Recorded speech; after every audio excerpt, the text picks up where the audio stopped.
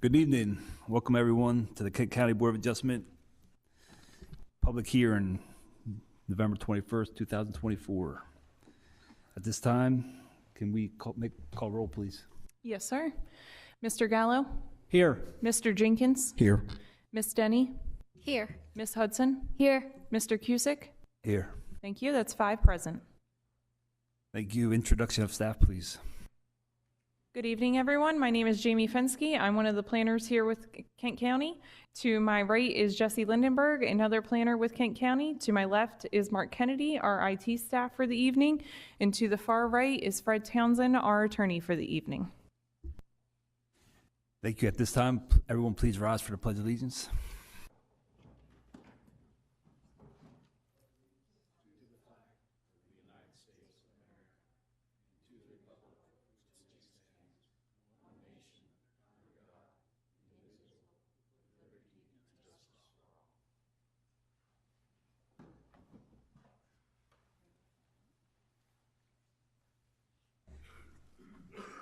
Any additions or alterations to tonight's agenda?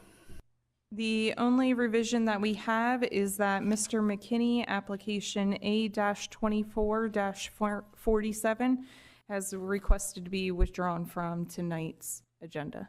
Okay, thank you. Thank you. Public hearing introduction. Sir. So good evening, ladies and gentlemen. My name again is Jamie Fensky, and I'll preside as the hearing officer for tonight's public hearing. The hearing is being conducted for the purpose of providing the citizens of the county an opportunity to present testimony on these applications before the Kent County Board of Adjustment. Everyone will have the opportunity to speak. This will provide those who wish an opportunity to give their testimony. If there is a group of interested citizens in favor or opposed to any of the applications, they may wish to elect one spokesperson among them to present testimony to the board. There is an official recording of these proceedings being made. Therefore, we ask that only one person speak at a time and that they speak clearly. Furthermore, there should be no cross-examination of witnesses permitted during the public hearing, but the board can ask the applicant questions after any opposition if necessary. As a courtesy to other participants in this hearing, a maximum of 5 minutes will be allotted to any person who wishes to provide testimony. The chairperson of the board has the discretion to allow additional time if deemed to be necessary. To make statements when your application is called, and for the record, please give your name, address, and allow our attorney to swear you in prior to providing testimony. Copies of any written statements or exhibits used during the hearing should be presented for identification so that they may be included in the permanent record. The procedure on each application will be as follows. Legal notice will be read on each case prior to the receipt of testimony. There will be a brief explanation of the application by the staff. The board will then receive testimony from all of those in favor of the application, followed by testimony of those who may be opposed. Once those persons in favor and those in opposition have had an opportunity to speak, the hearing on that application will be declared closed. Decisions on all applications heard this evening will be made by the board during the business meeting following the public hearing. However, you are not required to remain after the public hearing once your request has been heard and closed. During the business meeting, the board will consider all information of record. A common vote of 4 members of the board shall be required to make a decision on each application. If you do not wish to wait for the business meeting later this evening, you may call the Kent County Planning Department tomorrow between 8 a.m. and 5 p.m. at 744-2471. All applicants will receive written notification of the board's decision. This notice may not be mailed until after the next scheduled meeting, but if approved, you're welcome to apply for any necessary permits prior to receiving this by mail. Please keep this decision in your records for both you and all future property owners. The public notice of this evening's hearing was published on November 3rd in the Delaware State News. In addition of that, the subject properties were posted with a sign prior to the hearing to further notify the public of the nature of the applications. Thank you. Thank you. At this time, we'll have a statement by council. Mr. Townsend. Thank you, Mr. Chairman. The test for the granting of area variances is set forth by the Delaware Supreme Court in the case known as Board of Adjustment versus Quick Check Realty. The legal standard for the granting of area variances considers whether a literal interpretation of zoning regulations results in exceptional practical difficulties of ownership. To determine whether the exceptional practical difficulty test is met, this board must consider the following 4 factors. First, the nature of the zone where the property lies. Second, the character and uses of the immediate vicinity. Third, whether removal of the restriction on the applicant's property would seriously affect neighboring properties. And fourth, whether failure to remove the restrictions would create exceptional practical difficulty for the owner in relation to the owner's efforts to make normal improvements to the property. This factor is met only when the difficulties alleged by the owner are practical difficulties rather than theoretical and exceptional rather than routine. The inability to improve one's business may qualify as an exceptional practical difficulty. And also, this is the consideration where the board decides whether the applicant is seeking more relief than is minimally necessary to relieve the asserted difficulty. In general, the board is not permitted to consider factors other than the ones listed. Therefore, those speaking both in support of and in opposition to the applications are urged to present only information bearing directly on 1, the nature of the zoning district, 2, the characteristics of the area, 3, whether the requested variances would seriously affect neighboring properties, and 4, whether applicants are confronted with challenges rising to the level of exceptional practical difficulties. In particular, presenters are instructed to exclude from the presentations any discussion of personal disputes or acrimony between the applicant and neighboring property owners, as the board is not authorized to resolve those disputes. Thank you. Now we'll begin public hearing. First application tonight is a 2443 for the pool doctor, owner Michael L. and Kathy E. Drexel. They are seeking a variance from the maximum impervious coverage requirement of 25% to construct an in-ground pool with a patio. Property is located on the east side of Turkey Point Road, approximately 0.49 miles north of Peach Basket Road, north of Felton. The levy court district is the 6th. The zoning district is AR.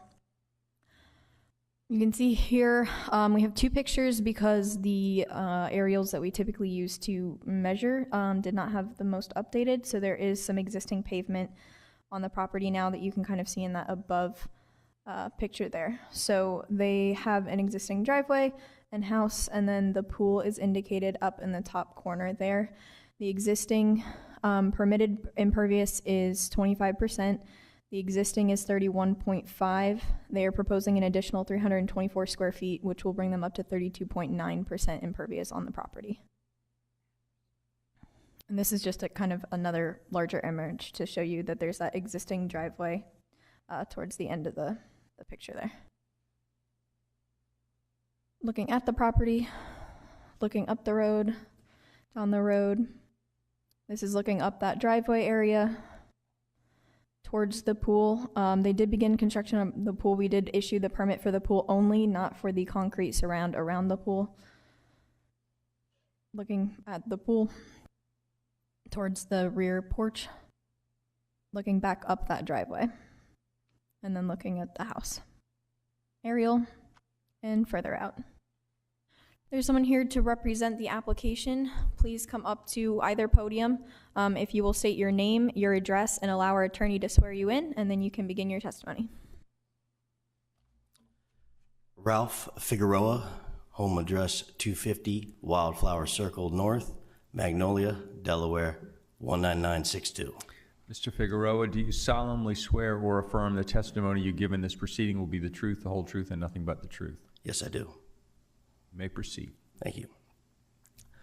Mr. and Mrs. Drexel previously had an above-ground pool. In one of your pictures there, the one on the top, that one right there, yes. They had an above-ground pool, and they're starting to get a little bit in age and could not make the get up to go up the ladder and get into their above ground pool anymore, and was looking to put in an in-ground pool so they don't have to go up. And basically that's what we were called in to do. And I wanted to, this is their basically forever home. Wanted to provide them with a better way of living for their therapy in regards to some of the surgeries that they've had, and it's just very therapeutic for them. And that's why we're requesting the variance of the additional 325 square foot of concrete to better their lives. Any questions? Yes. Are you prepared to address any issues about impervious surface coverage? Yes, I am. And the excessive amount. Can you help me out then and go back from 25% and take me all the way up to 32.9? How did we get there? They, in their pictures there, they have a large RV, motorhome, or, yeah, well, camper. And they put in additional blacktop for that camper. That's basically where we're at in the extra. And yes, we're looking for a slight additional extra, but what they had, I'm sorry, I did not get the number in regards to how much they had before we were asking for the 325. We're at the percentage? 31.5. 31, okay, so this brings it up to the 32. We are asking for a very small, limited amount, and in regards to the previous coverage, behind their home is a very large, retention pond that's not kind of factored in regards to what they have going on here. Yeah, right down below there, that dips down very, I'm sorry, oh, yes, I'm sorry. Right here, that dips down a good 20 feet from their home. So that's an unbelievable amount of where the runoff water, or in regards to the impervious coverage, could make its way towards that way.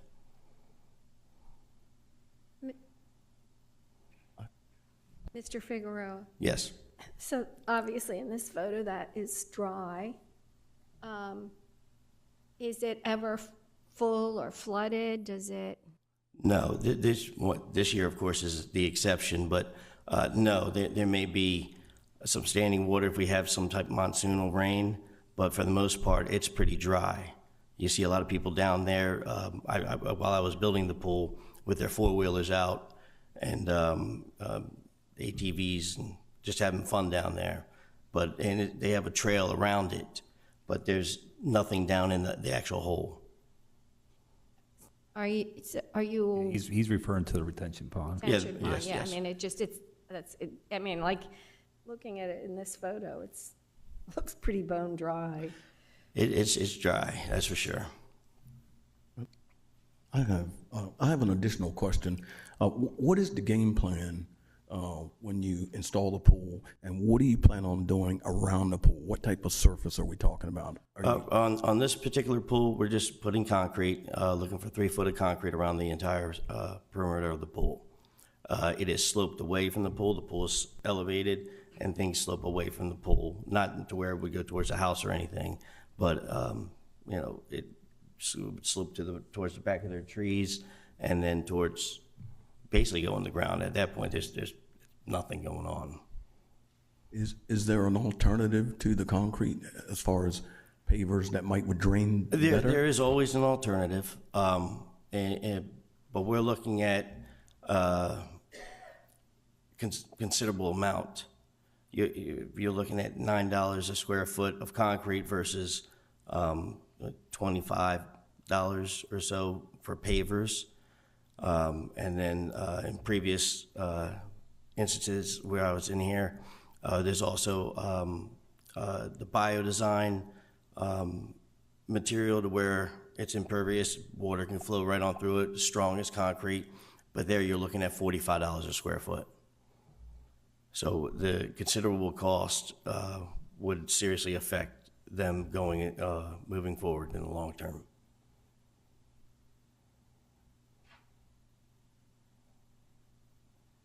I had a question. The homeowner installed the additional blacktop that we're seeing as opposed to the aerial views?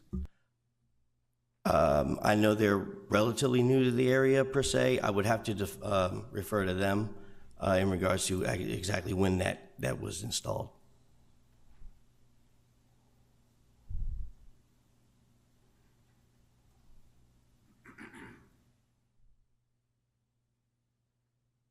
Would they be willing to testify? Absolutely. Mr. Drexel. We'll call you. You come up after Okay. we're done with. Thank you. Any other questions? Yeah, I just have questions for the owner. Good. We're good. Thank you. All right. Thank you very much for your time.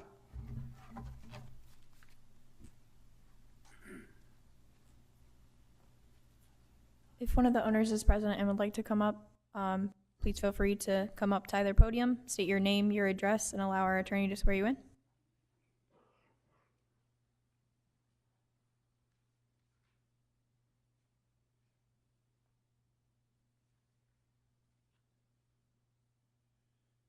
My name is Michael Drexel. My address is 1358 Turkey Point Road in Felton, 19943. Mr. Drexel, do you solemnly swear or affirm the testimony you give in this proceeding will be the truth, the whole truth, and nothing but the truth? Yes, sir, I do. You may want to pull that microphone a little closer. Good evening, Mr. Drexel. So the aerial photos don't show the additional pavement asphalt. Is that something you had installed as an Yes. owner? Yes, When you received a permit for the pool, were you aware that there was going to be an issue regarding the impervious? no, I did not. The company that we hired did not tell me anything about that. And when did you become aware of the issue? When we tried to apply for the permit for the pool. But they granted the permit for the pool, though, correct? Yes, But at that time, did they make you aware that there was going to be an issue regarding the impervious surface? yes. Okay, thank you. If I could, Mr. Gallo. So they applied for the pool. The pool permit was denied because of the impervious coverage.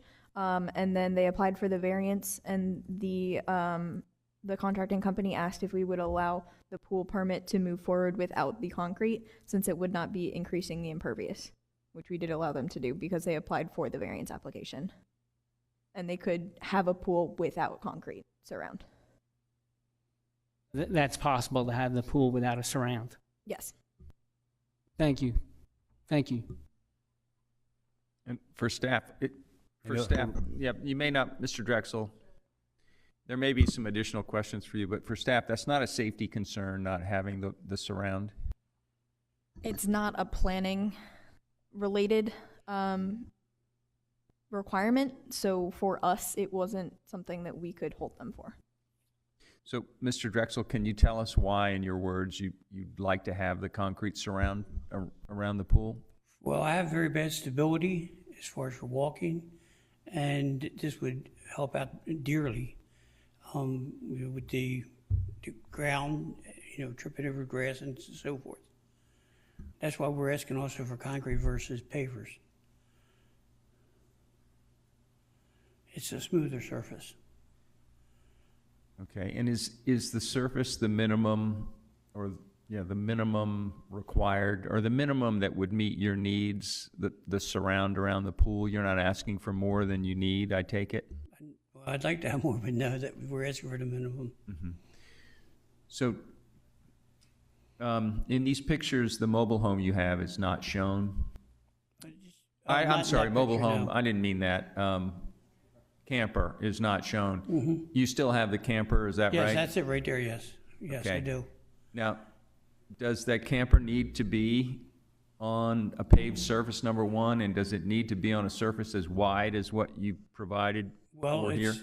yes, it's, because when you try to back it in beside the driveway, it needs, you need to move it, and putting on asphalt keeps the tires from dry rotting in.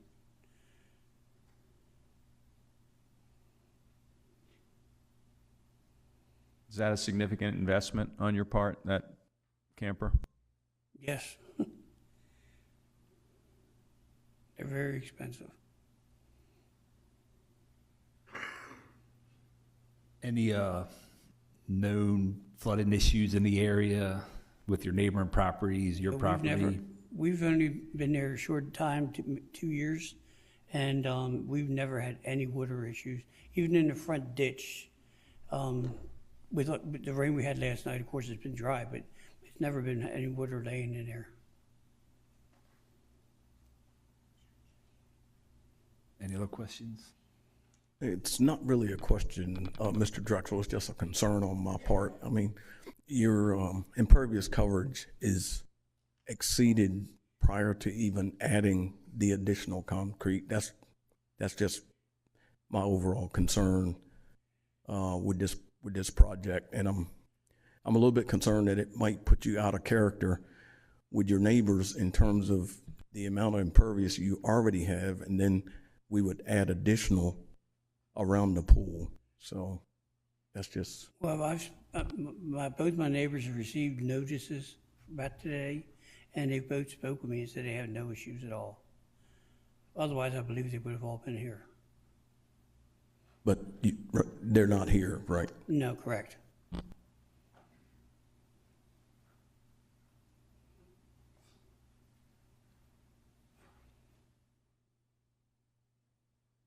Any other questions, comments?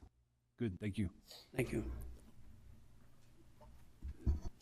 If there is anyone else present that would like to speak in favor of the application, please come up to a podium. Seeing none, is there anyone present that would like to speak in opposition to the application?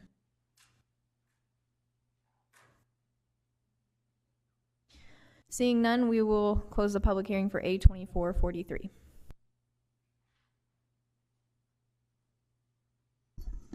Okay, next we have application A-24-44. Is there someone present for this application? Just raise your hand. Or Law? Okay, thank you. So the applicants and owners are Lynette and William Law. Present zoning district is AR. Proposed variance is a variance from the required setback of 30 feet from the rear property line to construct an addition.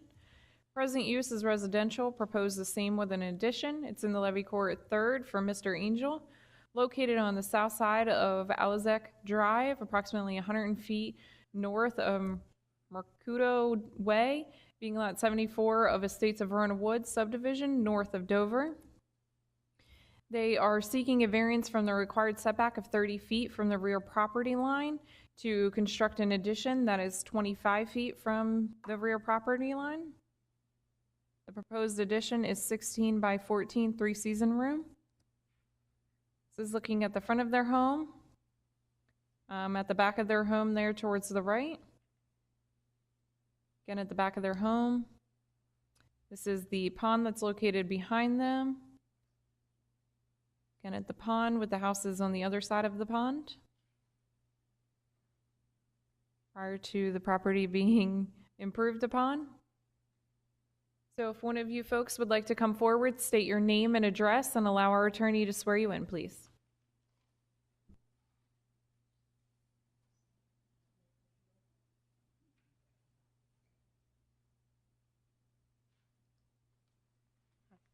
My name is Lynette Lowell. This is my husband, William, or Bill. We are at 302 Alizac Drive, Dover. We just built the house. Ms. Lull, Yes? do you solemnly swear or affirm the testimony you give in this proceeding will be the truth, the whole truth, and nothing but the truth? Yes. Okay, you can begin your presentation. We live at 302 Alizac Drive. We built the house there, moved in August, moved up here from South Carolina for better quality, better way of life. Our last house had a sunroom where my husband, who has had 3 strokes and a brain bleed, would do his occupational therapy and his physical therapy, and this allowed him space to feel like he was outside without actually being able to go outside in the grass in the yard. This is just giving him more life, more to look at, to view besides the inside walls. I do have 3 letters, testimonials in favor, and one I believe was submitted to your office. Yes, please. Here they are. Right now, we're at a standstill with how much he can do because there's, limited space in the house. And when he has physical therapy or occupational, they meet twice a week, so it's 4 days a week. And it's basically walking from the front door to the back door, front door to the back door. There's not a lot of room there, so this would just give him more room to walk around, and when he's doing the up and down leg lifts and that sort. So this is why we need the space. Thank you. Any questions, comments? Yes, I have one. More on a personal note, how long has he been in this condition? Since our son's wedding, June 23. Sorry. So, a year and a half. And then he had the 3rd stroke here in August. So,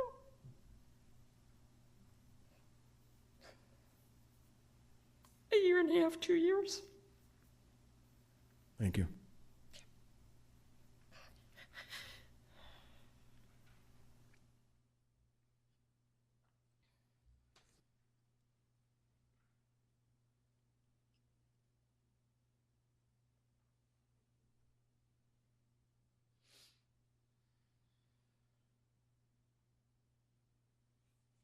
Your property backs up to a Pond. open space pond, yep. Yes.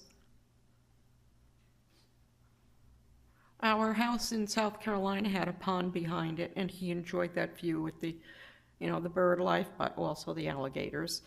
Here we do have the bird life. There's quite a few geese and ducks, and I'm sure with the season changes, we would see more.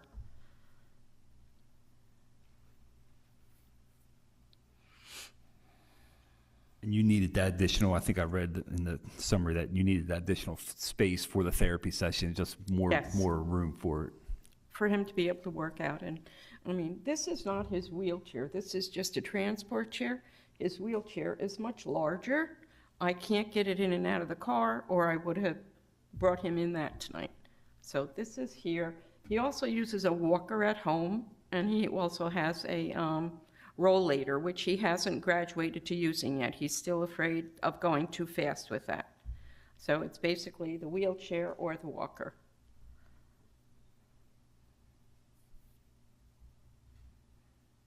And a question, would any reduction in the width of that proposed addition be acceptable or for you?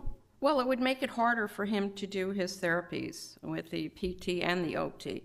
And there are times when they are both in the house working with him together. So then you would have 3 or 4 people in that space with his chair or the walker. If they have him getting up and down from furniture, moving from piece to piece, to try to, just to acclimate him more, get his more mobility. So that would crunch how much they could do. Would 12 feet be acceptable?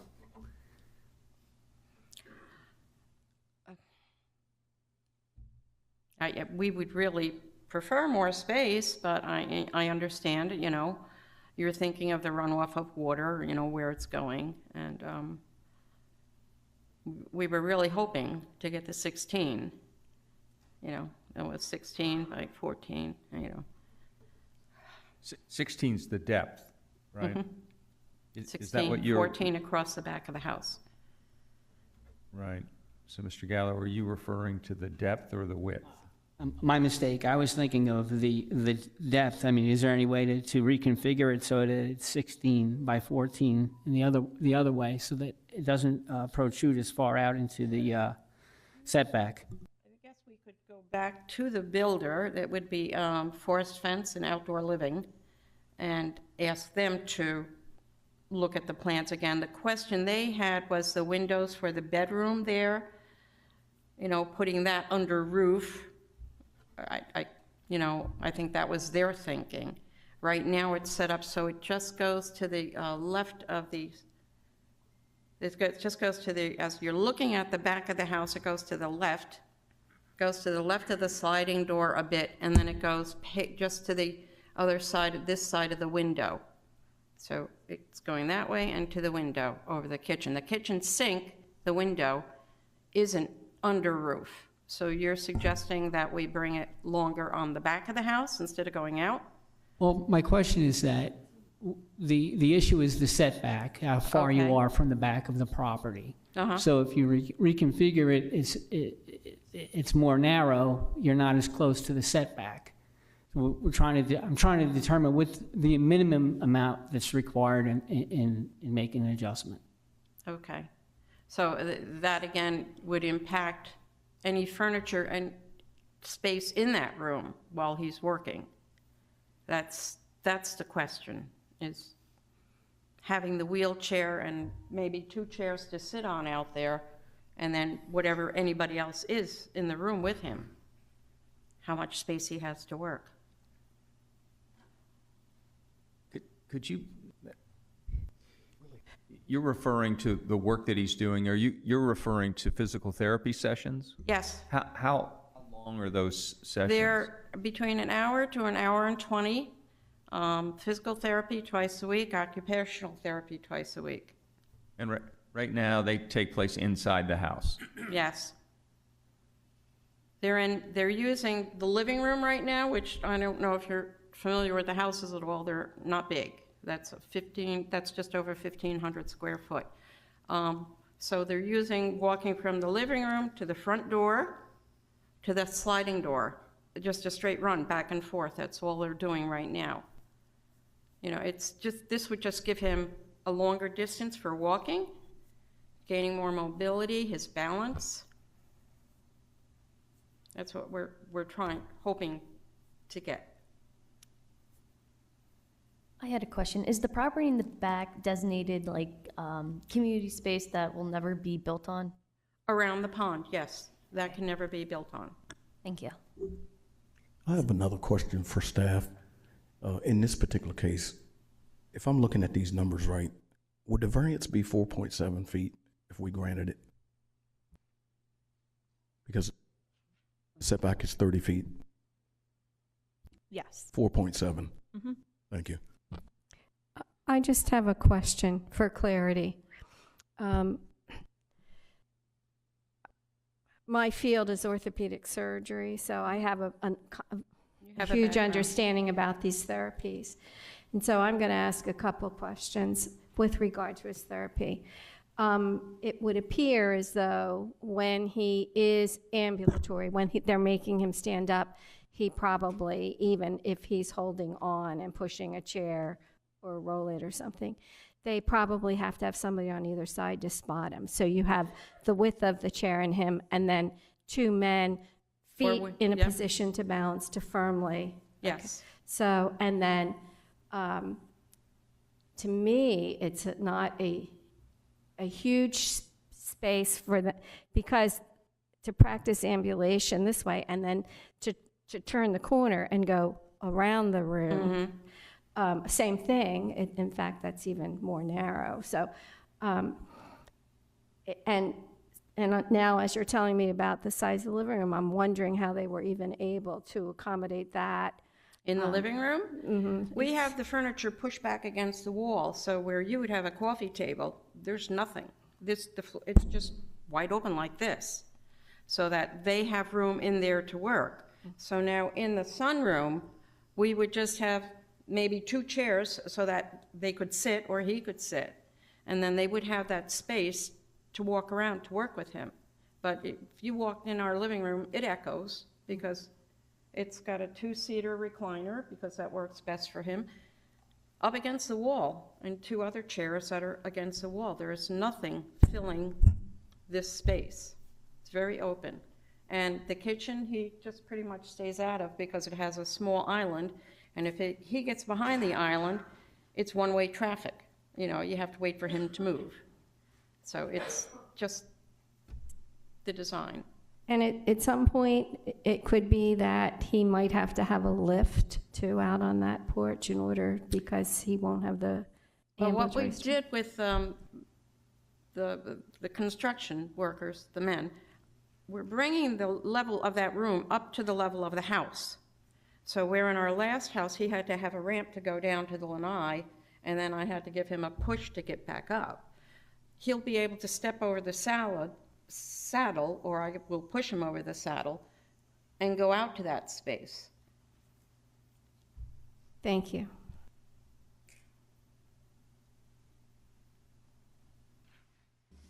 Any other questions? I don't have a question, just a comment. Just based on what I'm hearing, this sounds like a very complex and complicated situation to deal with. I can appreciate what you're going through. Sorry, if I may just add, the plans are to come off of the house 14 feet. Okay, yes, so I just wanted to clarify that it's Thank you. 16 feet wide and it's coming off 14 feet.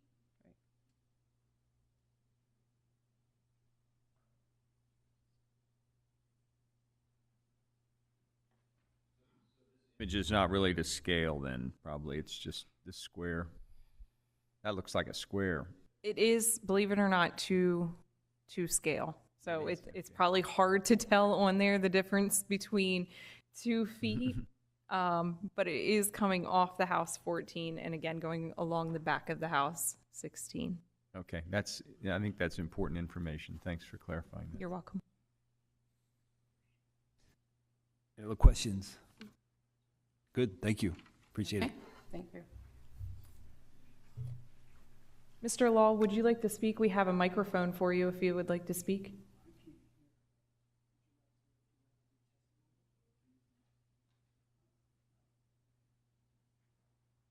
Is there anyone else that would like to speak in favor of this application? Is there anyone who would like to speak in opposition of this application? Seeing no one, we will close the public hearing for application A-24-44. Next, we have application A-24-45 for Maston. The property owner is Brian Maston. Present zoning district is AR. The variance is from the required 15-foot side setback and from the maximum residential accessory structure building height of 20 feet to construct a home-based contractor building. The present use is residential. Proposed use is same with an accessory structure. It's in Levy Court District 6 for Mr. Hertz. Located on the north side of Hourglass Road, approximately a half a mile north of Judith Road, southeast of Hartley. You will see here that the applicant is seeking a variance from the 15-foot side setback to place the building at 10 feet from the side. It's a 32 by 54 pole building. And the applicant is seeking a variance from the height to go 22.5 feet. The code allows 20 feet. This is looking at the front of the home, down the road, and towards the other direction. Kind of in this area over here is where they are proposing the building. Looking at the side property line, from the rear corner of the property towards along the rear property line and the aerial. I would like to add that the applicant is applying for a home-based contractor, which is why the side and rear setbacks are 15 instead of 5. So, Mr. Maston, if you would like to come forward, state your name and address, and allow our attorney to swear you in. My name's Brian Masson. I live at 1577 Hourglass Road, Hartley, Delaware, 19953. Mr. Maston, do you solemnly swear or affirm the testimony you give in this proceeding will be the truth, the whole truth, and nothing but the truth? Yes, sir. So I want to start out by saying, as far as the contractor-based part, I'm actually going to go ahead and drop that after I've been thinking about it. I don't want to store any of my materials or anything like that in there, but I still do want the same size building. I think I'm allowed on the side variance for residential 5 foot instead of 15. Yes. But I do still need that height requirement for my camper. Okay. So with that being said, he will no longer, based on what he's saying tonight, he will no longer need the side variance. So we'll skip right past that because he can actually now, if he would like, move it over 5 feet from the side property line. So you are not seeking a side variance, correct? Correct. Okay. So then Sure. And so if you proceeded this way and then decided you did want later on to proceed, you know, your request for a variance to allow you relief from that side yard setback after you build the building would not probably be very well received by the board. You understand that? I do. Okay, good. I'm still going to leave everything the same exact way that it is now. But, I mean, minimally, when I first applied for this, I was just talking about storing minor stuff for jobs, like baseboard and stuff. So if it's going to cause me all this headache, I don't even want to have to go through the extra steps. I'll just have the customer supply that. But as far as keeping the height, it's very important. My sides are going to be 16 foot with the roof that makes that like 22 foot 8. But I need my sides at 16. My camper that I have is 13 foot 8 to the top. And to be able to back that in and walk on it safely and maintain the top of that, I need space to get through there without hitting the lights, the ceiling. Unfortunately, I tried to dwindle it down to 14 foot, but if I make it 14 foot sides with the lights, I can't get the camper in there, and then I can't crawl on top at all safely. I don't even think I could get up through there. So I want to be able to maintain that. I mean, do you have to maintain the roof from inside a building? I want to store it on the inside of the building, so when you're cleaning it and re-rubberizing it, re-caulking it and all that stuff, I want it inside the building, yes, absolutely. When you take a car to the shop, do they work on it outside? I mean, it's the same purpose, you know what I mean? Where do you currently store the camper? I haven't purchased it yet. I'm just borrowing it from a friend of mine, but it's at his house currently, and then as soon as I get this building, I'm going to purchase it. So I have a question. Yes. This board, this body, when we grant a variance from the code is like not a book of suggestions, it's the county code. It's the rule. It's like the 10 Commandments. It's just not concrete. Mm-hmm. So you're asking us to, make an adjustment to that. Mm-hmm. And we, in order to make that adjustment, have to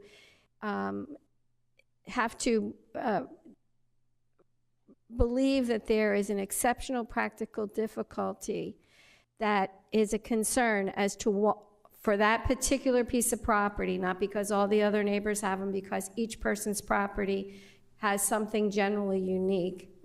And so we have to find this exceptional practical difficulty in order to allow the variance. And so I'm trying to understand if you could help me to understand what an exceptional practical difficulty is, because even as you're saying that, I understand it's obviously would be very convenient to be able to maintain the roof and all inside, but many people store those motorhomes and travel trails and all even outside all the time. And if you're getting ready to take it out or put it back, can't you clean it off and do those things outside before you back it in? And that's a question, I'm just asking. Well, I mean, number one, they're very, very expensive, so I want to keep it inside at all time, out of the way, out of cover from the sun as much as possible. But you could do it outside, sure, but most of my time that I have, I'm always busy, so a lot of times if it's nighttime, you can't do it. If it starts cooling off, you can't do it. If it's raining, you can't do it. So I have the availability to be able to back it in and clean it, and maintain it, and keep it up that way. And like I said, if I went any lower, it wouldn't fit in there to be able to get on top and do anything. So can you help me discover an exceptional practical difficulty? Because to be honest with you, it's more convenient, it's easier to do it inside, is not an exceptional practical difficulty. So can you help me discover an exceptional practical difficulty as to why we should grant this?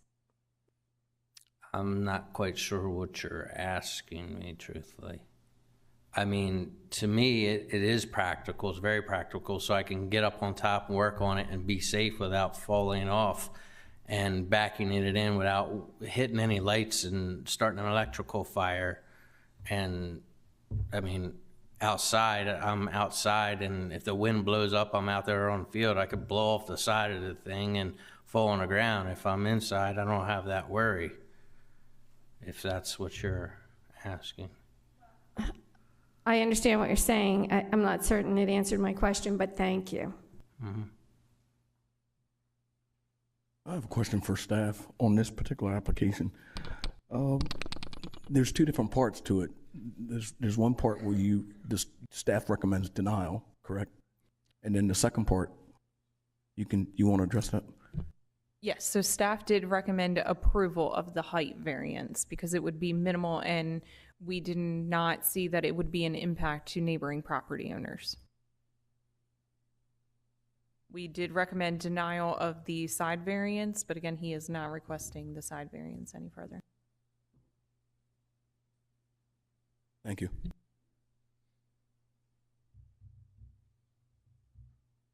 Any other questions? Just real quick, would the area be open? I mean, there's no added floor space, second floor anywhere in the building or anything. It's pure. It's entirely open. Is that right? No, maybe futuristically, I would like to maybe build a storage area in the corner of one spot. Therefore, the 16-foot would allow me 8 and 8 equally. But as of right now, that's nothing in the plans. But on the first floor, is that what you're talking about, or are you talking about something on the second? Well, the whole thing's 16-foot tall open, yes. There's no second floor. You don't need this in order to create floor space above the ground floor. No.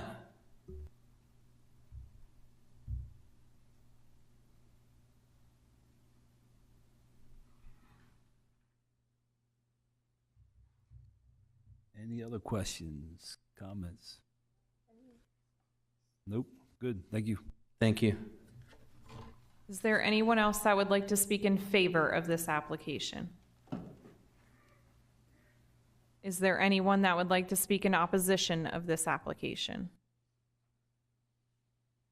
Seeing no one, we will close the public hearing for application A-24-45. Our next application is A-24-46. That's okay. Yes, if you want to wait until we present it, you're welcome to step up, but please just wait to speak. The applicant is John Messick. The property owner is Damon Outlaw. The current zoning is AC. The proposed variance is a variance from the maximum impervious coverage requirement of 25% to construct an in-ground pool with a patio. The proposed use is the same with a patio. The Levy Court District is First Maston. The property is located on the north side of Selden Drive, approximately 590 feet west of Sinex Way. being Lot 133 of Green Hill Farm Estate subdivision north of Cheswold. As you can see on the plot here, they are proposing a pool. The current allowed impervious is 25%. The existing impervious on the property is 26.2%. They are proposing an additional 1,280 square feet of impervious coverage, and that would bring the property up to a total impervious of 32.1%. This is looking at the property, looking up the road, down the road, looking up the driveway. This is the rear yard facing from the side, the aerial, and further out. Sir, if you would like to come up to the podium now, please state your name, your address, and allow our attorney to swear you in. Yes, my name is John A. Messick Sr. I live at 3433 McKee Road, Dover, Delaware, 19904. Sir, do you solemnly swear or affirm the testimony you give in this proceeding will be the truth, the whole truth, and nothing but the truth? I do. You may want to pull that mic up a little closer. Yep, thank you.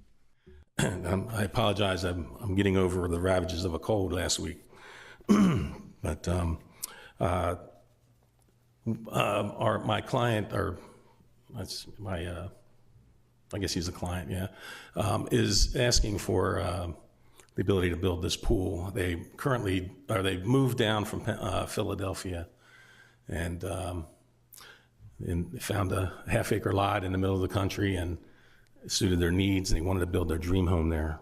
And that included a beautiful in-ground pool with what they would consider as a sunken area on the end of the pool, with the potential of a patio later on. When I went to get a permit for that, we were sent over to zoning, and to my surprise and the owner's surprise, on a half-acre lot, they only allowed 25% coverage. The house, in talking with the zoning, the house and the driveway that was installed and the shed there exceeded even the amount of what that area is calling for. With the pool, of course, the pool does not include impervious, but with the sunken area and the concrete area around the pool. And when I was talking with the planning, the owner also would like to have that patio section, like 20 by 20.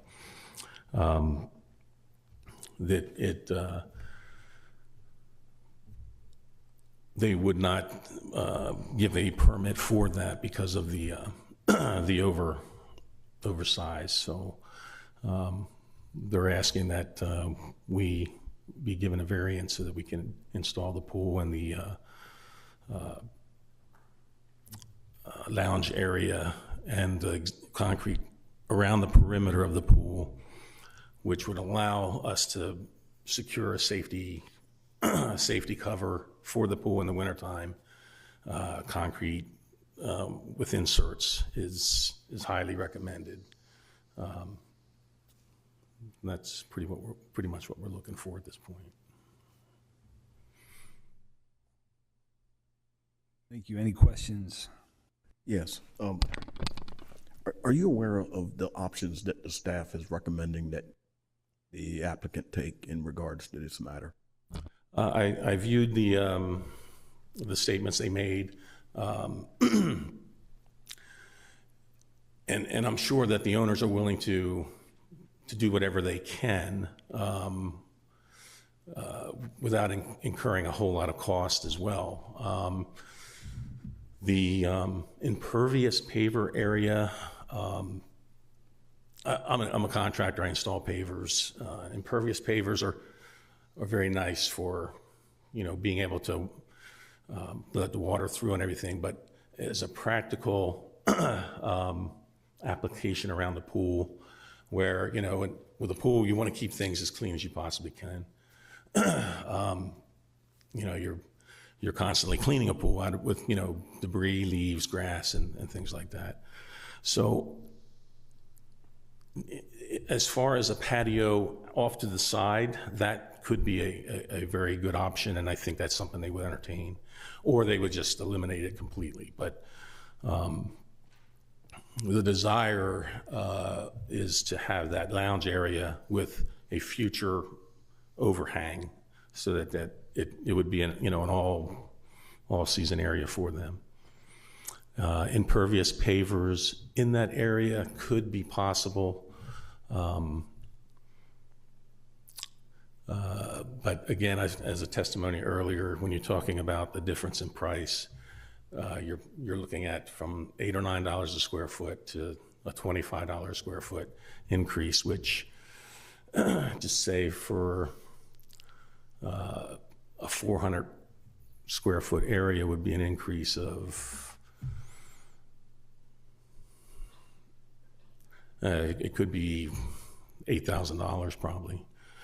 Of course, we all try to do things on a budget, and we're always looking for ways to cut costs versus ways to add costs. If needed, there is an option where there would only be a 1 foot walk around the pool. It would be the coping, and then you could have grass come to that. But again, you have the issues of cleanliness of the pool and viability. So, was there a discussion at all about an above-ground pool versus in-ground pool, or did anything like well, that occur? I noticed that in the remarks from the plan and review, and in this area, I don't know if you noticed, but I've lived in this area all my life, and the homes that exist there are in 500,000 and above. I would say if I was living in there and someone put an above-ground pool in, I would be more upset than them putting an in-ground pool and beautifying the property versus the initial, above ground with, decking and things like that. They would, they would also obstruct views and things like that as well. So, yes, you could swim, but it does not fit into the picture of their idea of their dream home, which if they're not able to do this, then that puts them in a predicament where now they have to consider selling or and of course with the interest rates and different things that could cause the loss of money or from the original value of the house. Granted, we're not guaranteed a pool, but if you, coming down from Philadelphia, they're out in, they see this wonderful country development with a nice big lot, something that's they never dreamed of being able to live in up there, and then not being able to have that desire is a little frustrating for them. One final question.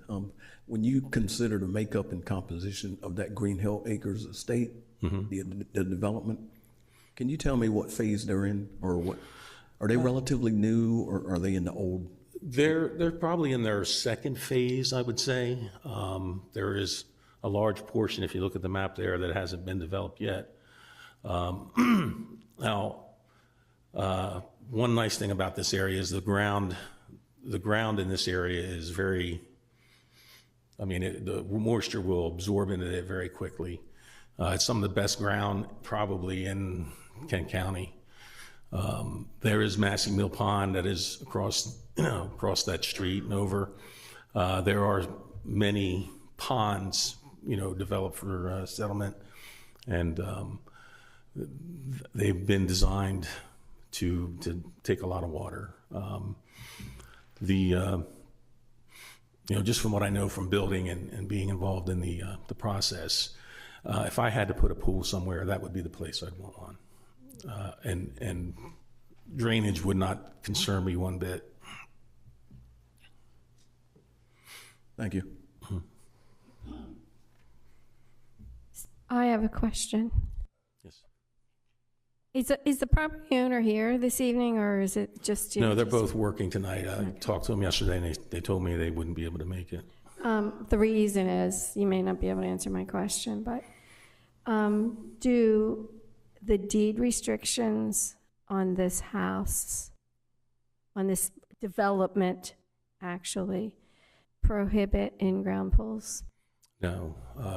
As far as I can tell, there's probably at least 5 existing pools in that development. That are above the ground pools? Oh, no. I'm in-ground asking. pools. Yeah, I'm asking because sometimes in the deed restrictions, and of course, often if there is, a homeowners association, Associations, the yeah. homeowners association is one Yeah. thing, but often in some of these developments, I was trying to think off the top of my head because I many years ago managed a town, and it was an old town. Yeah, but there's as quite a they were few building. quite a few developments that the homeowners association do say, hey, no above ground pools, no sheds, Clotheslines, no sheds, no and above things ground like pools. that. I'm not aware of that in here, but I can tell you from driving through the development, there are no above ground pools, there are no clotheslines, there are sheds, and there's fenced in areas. But this is a fairly exclusive development. Okay, thank you. You're welcome.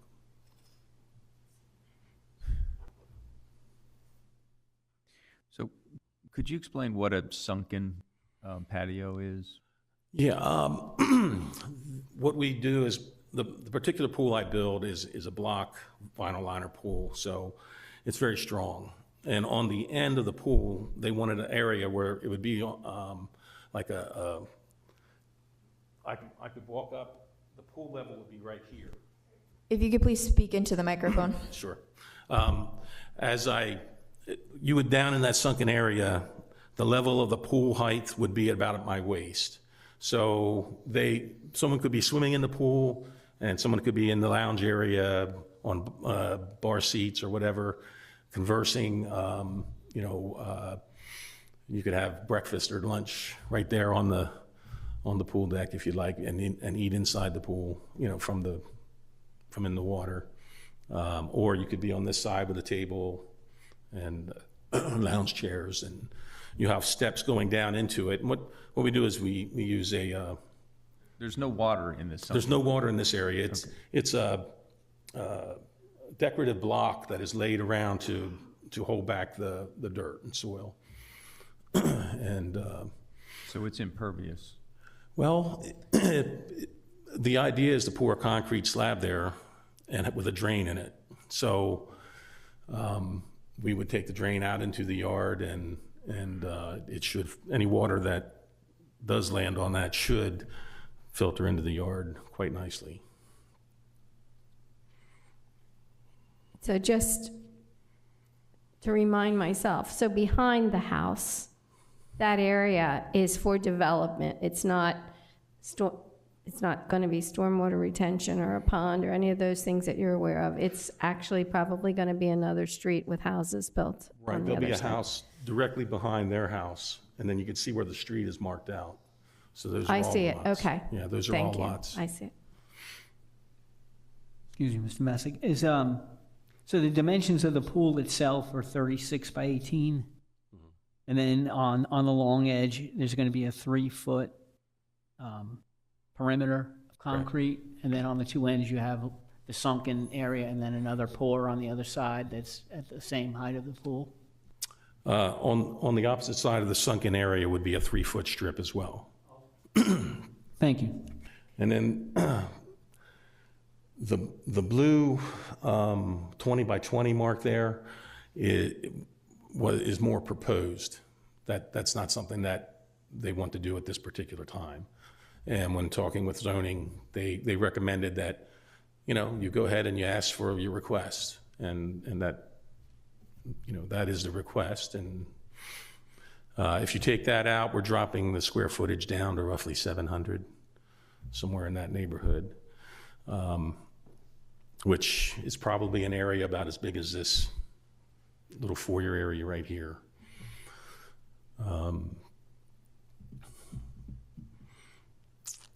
So there would be an option to reduce this patio, this 20, 20 by 20. yeah. Yeah, that was a future desire with the original contract that I have with them. That's not in. That's that. not what we're seeing before us tonight. Yes. Okay. But like I said, in talking with them, it just made sense. Okay, you know, your wish list. You know, if you're gonna go for a variance, go for what you need or would like, and then see what happens from that point. Mr. Messick, do you realize our report from the staff calls for a modified approval? Did you see that?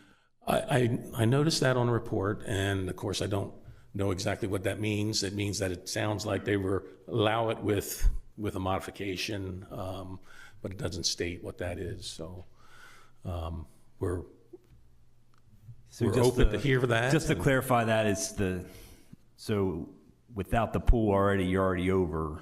Correct. The square. Okay, so that's what the modification means. Yeah, so okay. they. So let's get it to legal is what I think they're saying at that point. Right. Gotcha. Yeah. Just out of curiosity, is Demand Outlaw, that's an individual's name, right? That's not a entity. I'm told that's their son's name. They put the house in their son's name when they bought that.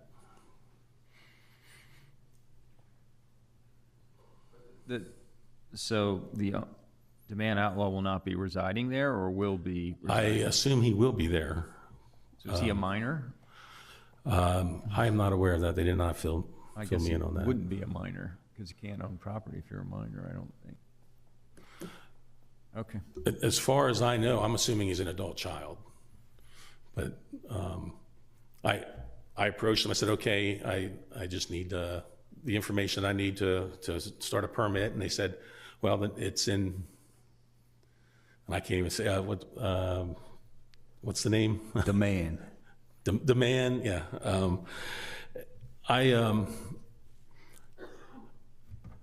My first child's name is John, after me, and that's where I, draw my preferences from. But any other questions? Nope. Good. Appreciate it. All right. Thank you. Is there anyone else present that would like to speak in favor of this application? Seeing none, is there anyone present that would like to speak in opposition to this application?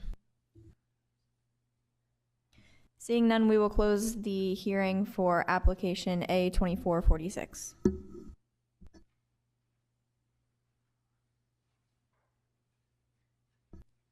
Next, we have application A-24-48.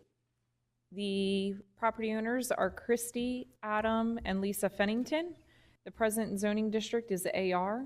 Proposed variance is a variance from the requirement that a detached accessory dwelling unit shall be placed behind the principal structure to construct a detached accessory dwelling.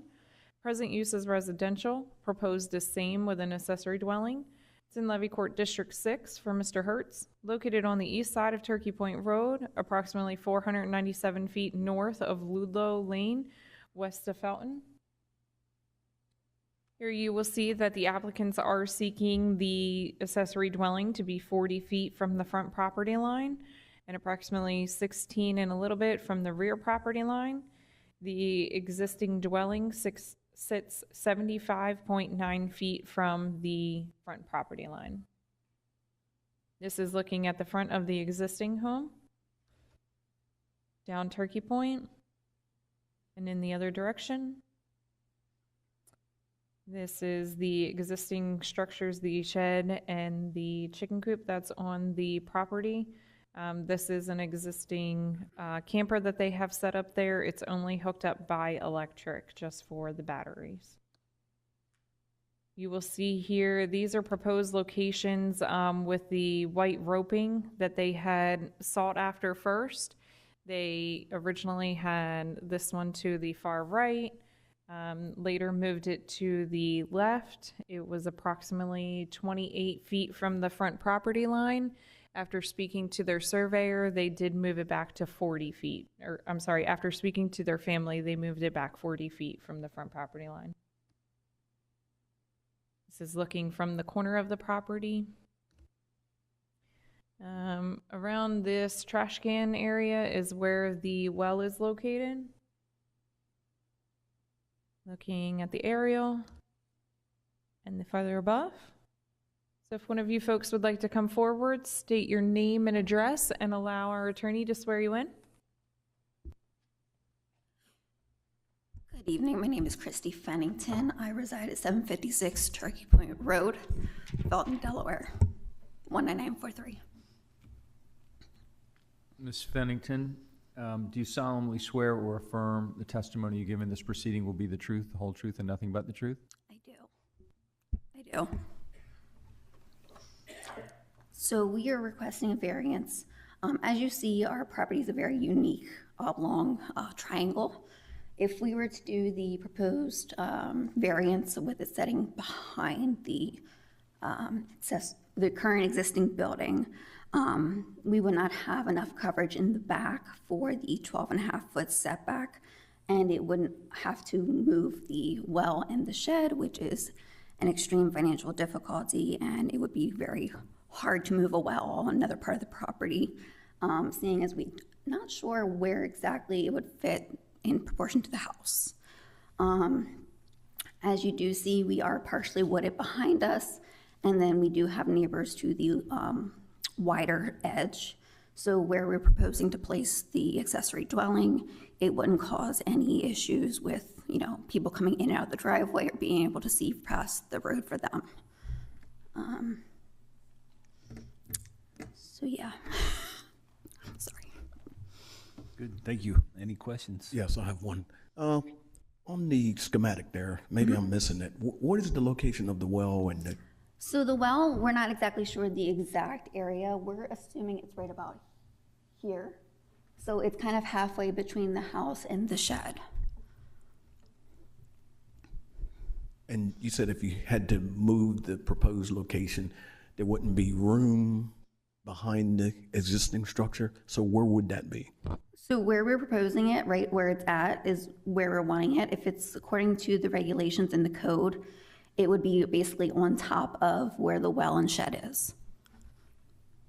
Okay, thank you. I had a question for staff. So the rear setback is 12.5 feet? Yes, so accessory dwellings have to be behind the front of the house, and then half of the side and half of the rear setbacks. So their rear setback is 25, which is why it's 12.5 feet for their rear, for the accessory dwelling unit. If for some reason the main dwelling was gone, would that proposed building on its own, where it's proposed to be able to be there? Would it be conforming? That's a great question. So it would meet the front setback requirement for a principal structure, but it would not meet the rear setback. The rear setback would be 25, and they are proposing 16 feet. At 25, if this proposal was moved forward, there still would be enough room in the front as well, right, if it was primary residence? So if they moved it forward to meet the rear setback, then they wouldn't meet the front setback, because the front setback would be 40. Thank you. You're welcome.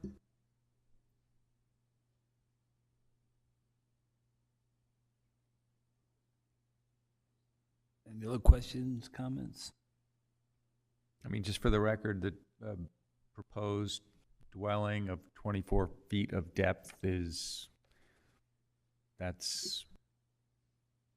not excessive. I mean,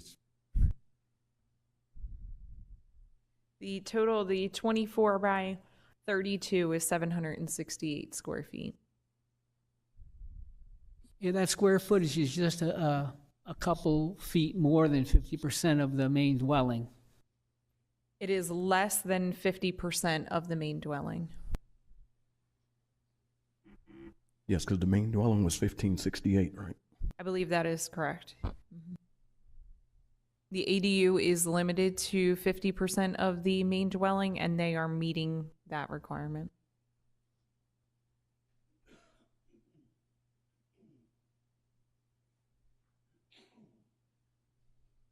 Good, thank you. Thank you.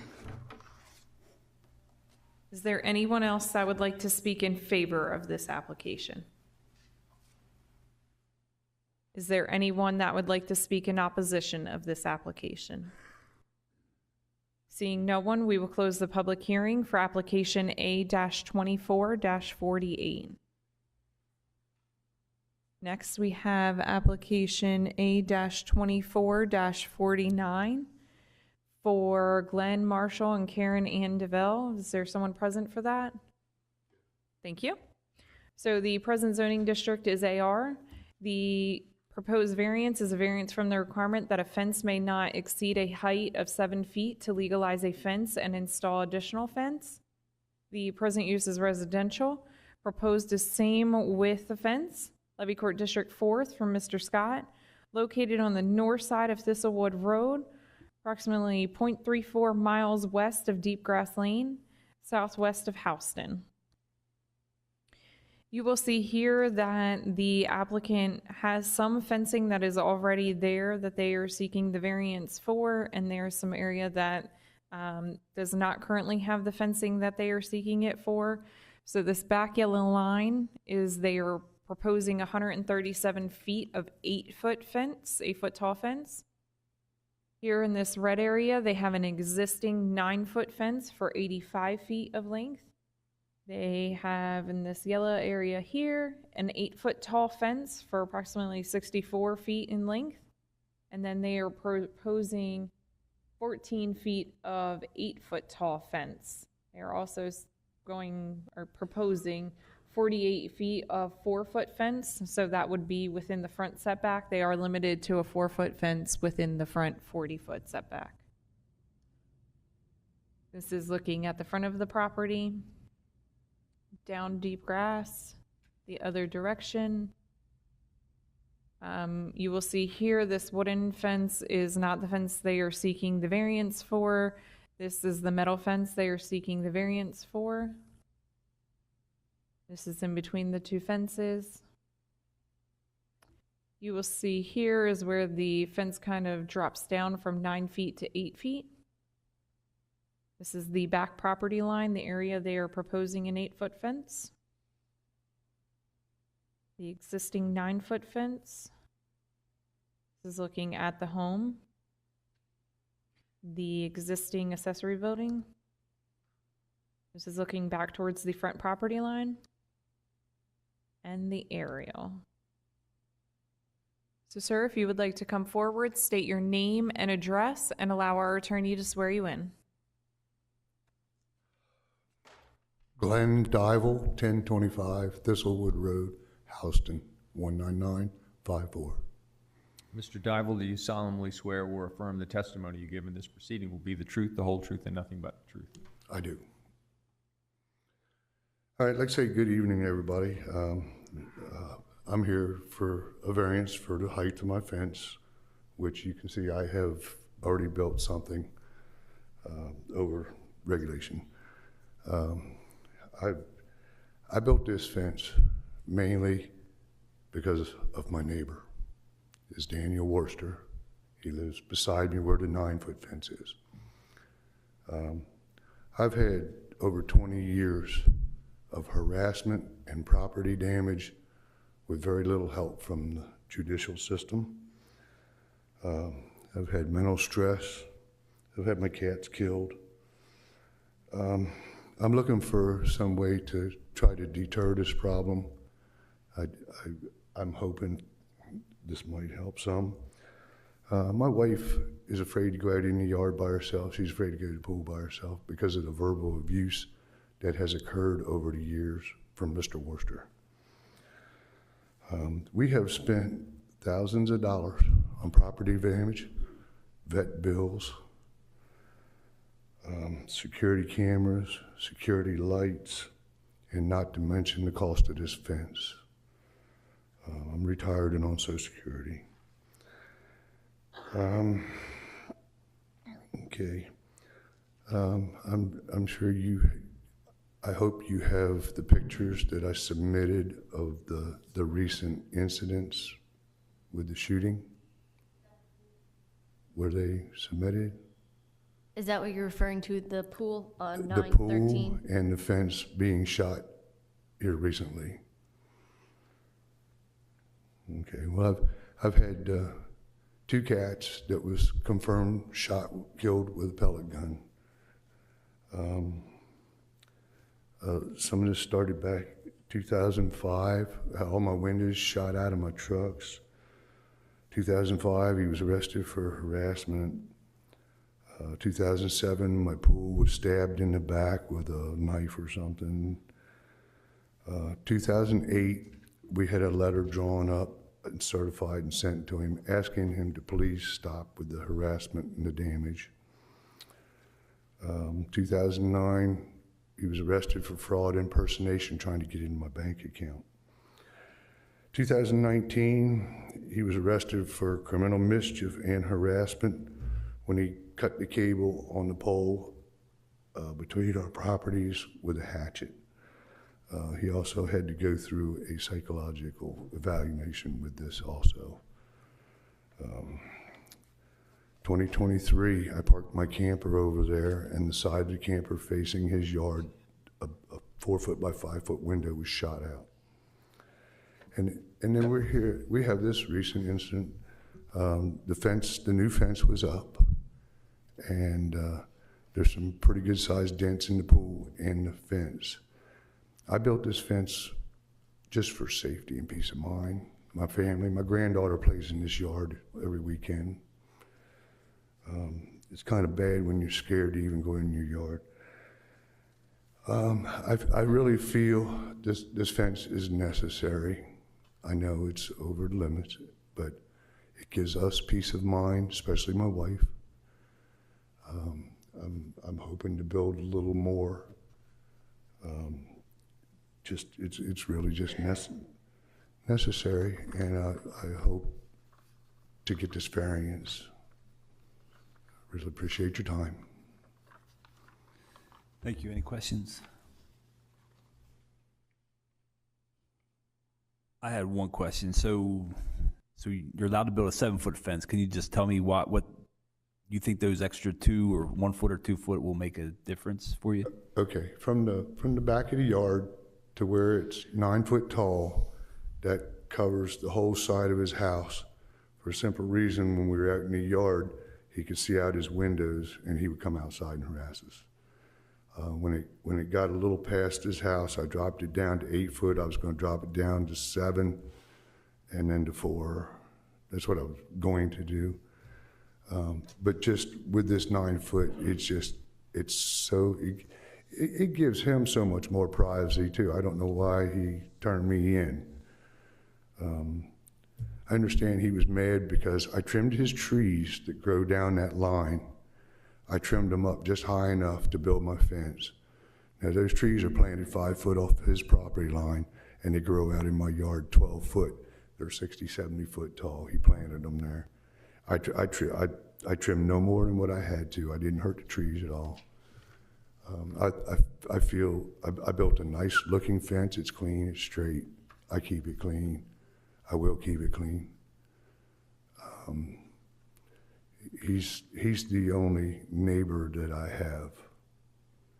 So this is all on him. This is why I built it. And like I say, I've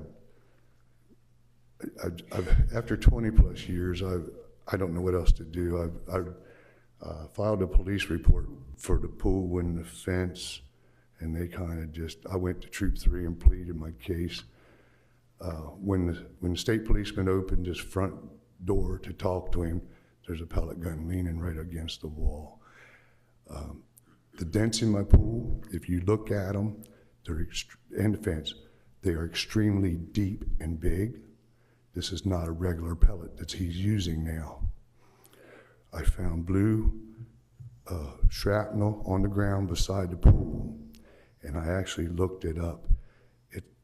I believe it to be a ceramic-tipped, steel-cased hollow point pellet that left this size of a dent in the pool. This is very, very dangerous. We feel in danger all the time, and with just this little bit of fence that I built now, it gives us a little more peace of mind, because it's just going to, I'm hoping it'll help deter the problems. It will. It's been over 20 years. Okay. Does the same neighbor own the property behind you?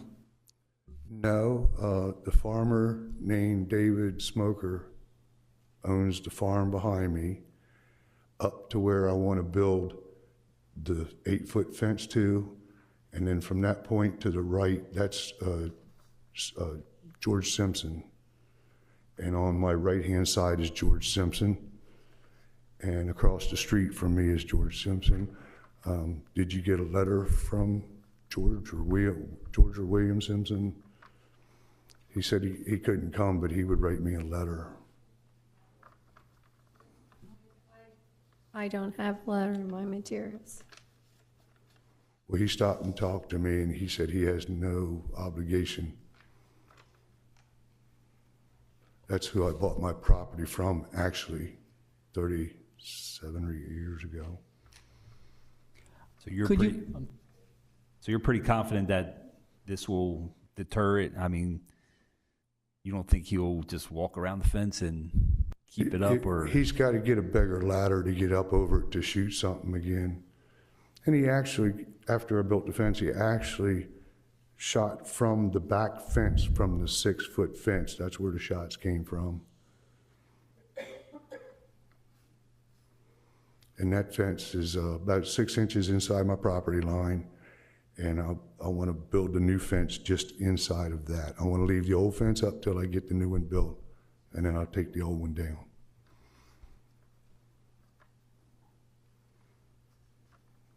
But everybody said how nice my fence looked, and I thought, you know, this would give both of us more privacy, and I thought this would make him happy. Just, there's none, no happiness. We Can you point to on the photo where the damage was to the pool? Okay, the damage to the pool is toward the red line, the 9-foot fence, right toward the back corner, both shots. And the hole in the fence is almost to the very back end of the fence back there. Yes, that's where it's a big dent. And this is 29 gauge steel. These are some powerful pellets that I believe he's using. Was that damage to the pool before or after you put up that 9-foot fence? No, the pool was only a few years old. It's a fairly new pool. It's 29 gauge steel. No, the damage to it, did it occur before or after you put up that 9-foot fence? After. So it didn't deter him from doing damage then? Well, the back fence, my fence now is only 6 foot tall. I believe if I make it 8 foot, it would deter a little bit. The farmer Smoker has no problem with it. I talked to him. We do have a letter from Mr. Simpson. You do, thank you. Is it a pellet gun he's using, you believe, or a 22? It's been a pellet gun, yes. It was confirmed that my cats were killed with pellets out of a pellet gun. And like I say, this new pellet, I looked all around for the pellet, and I couldn't find it. And I noticed all this little blue dots around the holes. And like I say, I looked it up. It's a ceramic tipped steel case pellet. Very, very dangerous. And I'm just hoping that this fence will give me a little peace of mind, a little more safety. Does he live alone, or are there other people? He lives alone now, yes. And we have just tried to ignore, but he's been arrested like 3 times for harassment, and most of the harassment is to my wife, let me say. He's called her some really derogatory names. Okay, well, we don't need to hear that. It's your testimony is that you want to increase this barrier because you want some added protection from the neighbor, but we don't need to get into the details Okay, all of right. why that is. That's fine. I appreciate that. I have one more question. When you're using the above-the-ground pool and you're up on the deck around, I mean, do you have to climb a ladder and get in it? How tall is the pool? I'm sorry? Your above-the-ground pool, how deep, how tall? It's called a 4-foot pool, and there's like 3.5 foot of water. And on the front side toward the road, there's a straight deck that goes across. It's an oval pool, actually. I don't know why it's round, but it's an oval pool. And on the flat side of the oval pool, there's about a 10-foot wide deck that runs 20 few feet long. So when you're on the deck, There is when you had a 6-foot fence, when you're on the deck, you're above the fence line.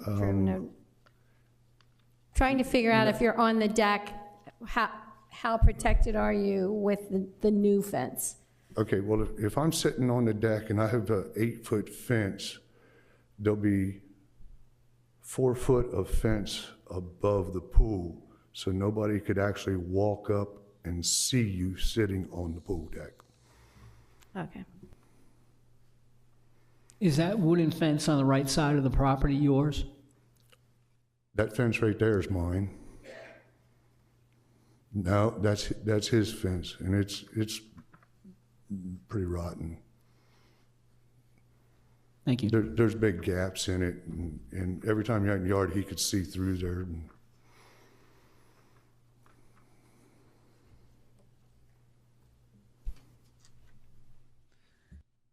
Yes, I have a question for staff. We have a couple things to deal with, correct, on this application?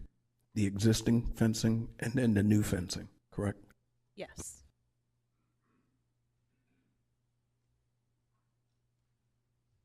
Any other questions? Good, thank you, appreciate it. Thank you. Is there anyone else that would like to speak in favor of this application? Is there anyone that would like to speak in opposition of this application? Please state your name and address and allow our attorney to swear you in.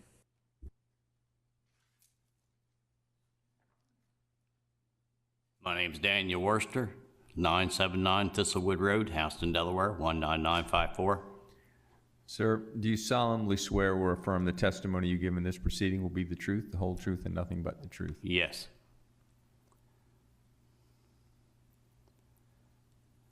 You may proceed with your comments. Okay. My neighbor is the biggest liar that I ever met in my life because I never shot anything that they had. I got accused of killing her cat with antifreeze that somebody put behind the fence. Sir, all due respect, so what's before this group is whether or not to allow any relief from the restriction against height for fences. So if I could ask you respectfully to comment on why you're opposed to the additional height that they seek for the fence. Because he cut a lot of my trees off. He ruined my privacy.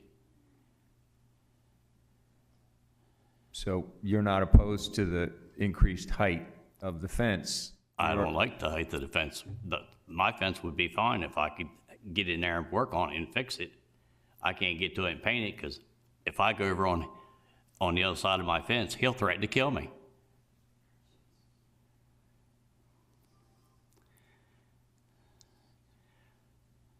Are there row of trees along that property line? Yes, I put Leland cypress trees for try to have privacy because his boys throw the football through my shed window.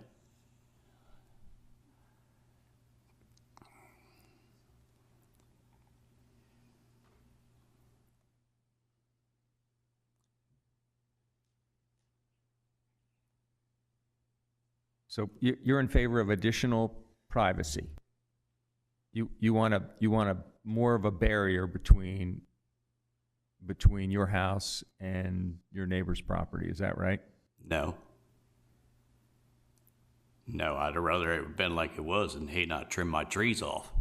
Sir, so did you make a complaint to anyone about the trees trimming? Yes, I did. So what came of that? I was told to come here, that's all. Yeah, but did you learn that someone can trim trees that extend over their property line? That was a lawful thing to do? The officer that came there, they told him to leave my trees alone. They weren't down there where he could walk along my fence, he could cut his grass or anything, and they weren't in his way. He used a pole saw to reach up and cut my branches off. But he did that from his yard, is that right? Yeah. From his property? Yes. And I'm telling you, I think that's permissible under the law to cut limbs off your neighbor's tree that extend into your yard. Not according to the state cop that I talked to from Troop 3. Well, I asked you what came of your criminal complaint about that conduct, and... Nothing. Nothing. Troop 3 protects him. No. They took BB guns and shot their own mirrors out and sent cops over to arrest me. I don't even have an automatic BB gun. And the pellet gun that I have, it don't shoot. I found it along the road. Somebody throwed it out, and I've been working on it trying to fix it, but it don't shoot.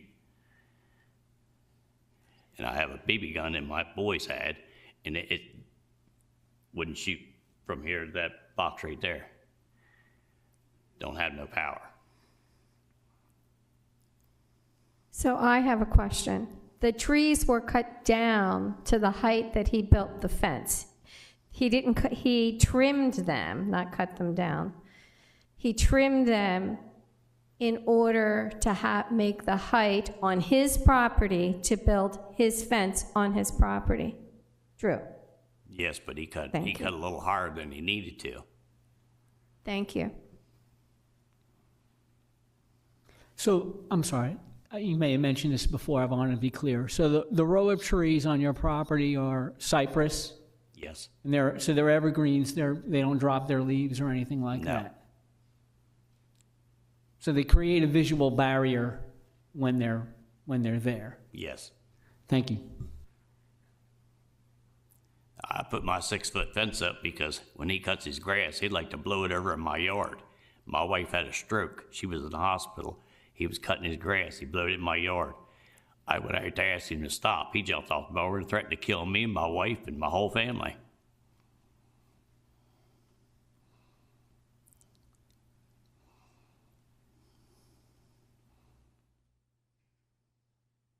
Any other questions? Could I ask you to repeat your name for the record, your last name, please? Worcester. Worcester. Worcester. Worcester. With a W? Yes. Okay. Thank you, sir. Good, thank you. Is there anyone else that would like to speak in opposition of this application? Seeing no one, we will close the public hearing for application A-24-49.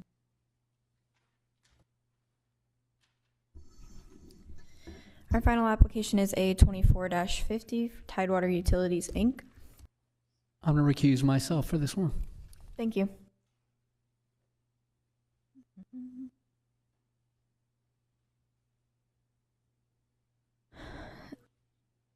The applicant is Tidewater Utilities, Inc. The owner is John M. and Ruth R. Stolfsis. The present zoning district is IG and IL. The variance being requested is from the maximum height requirement of 75 feet, the maximum size of an on-premises single-faced wall mount sign of 15% of the area of the building front which the industry occupies, and the maximum height of 30 feet to construct a water tower with signage. The property is located on the north side of West Denny's Road, 0.34 miles west of North DuPont Highway, north of Dover. The levy court district is the third, and the zoning district, again, is IG and IL. Here you can see the proposed water tower indicated on the site. It will be proposed at a height of 160 feet. The height limit, again, is 75 feet. They're also proposing signage on the bulb of the tower.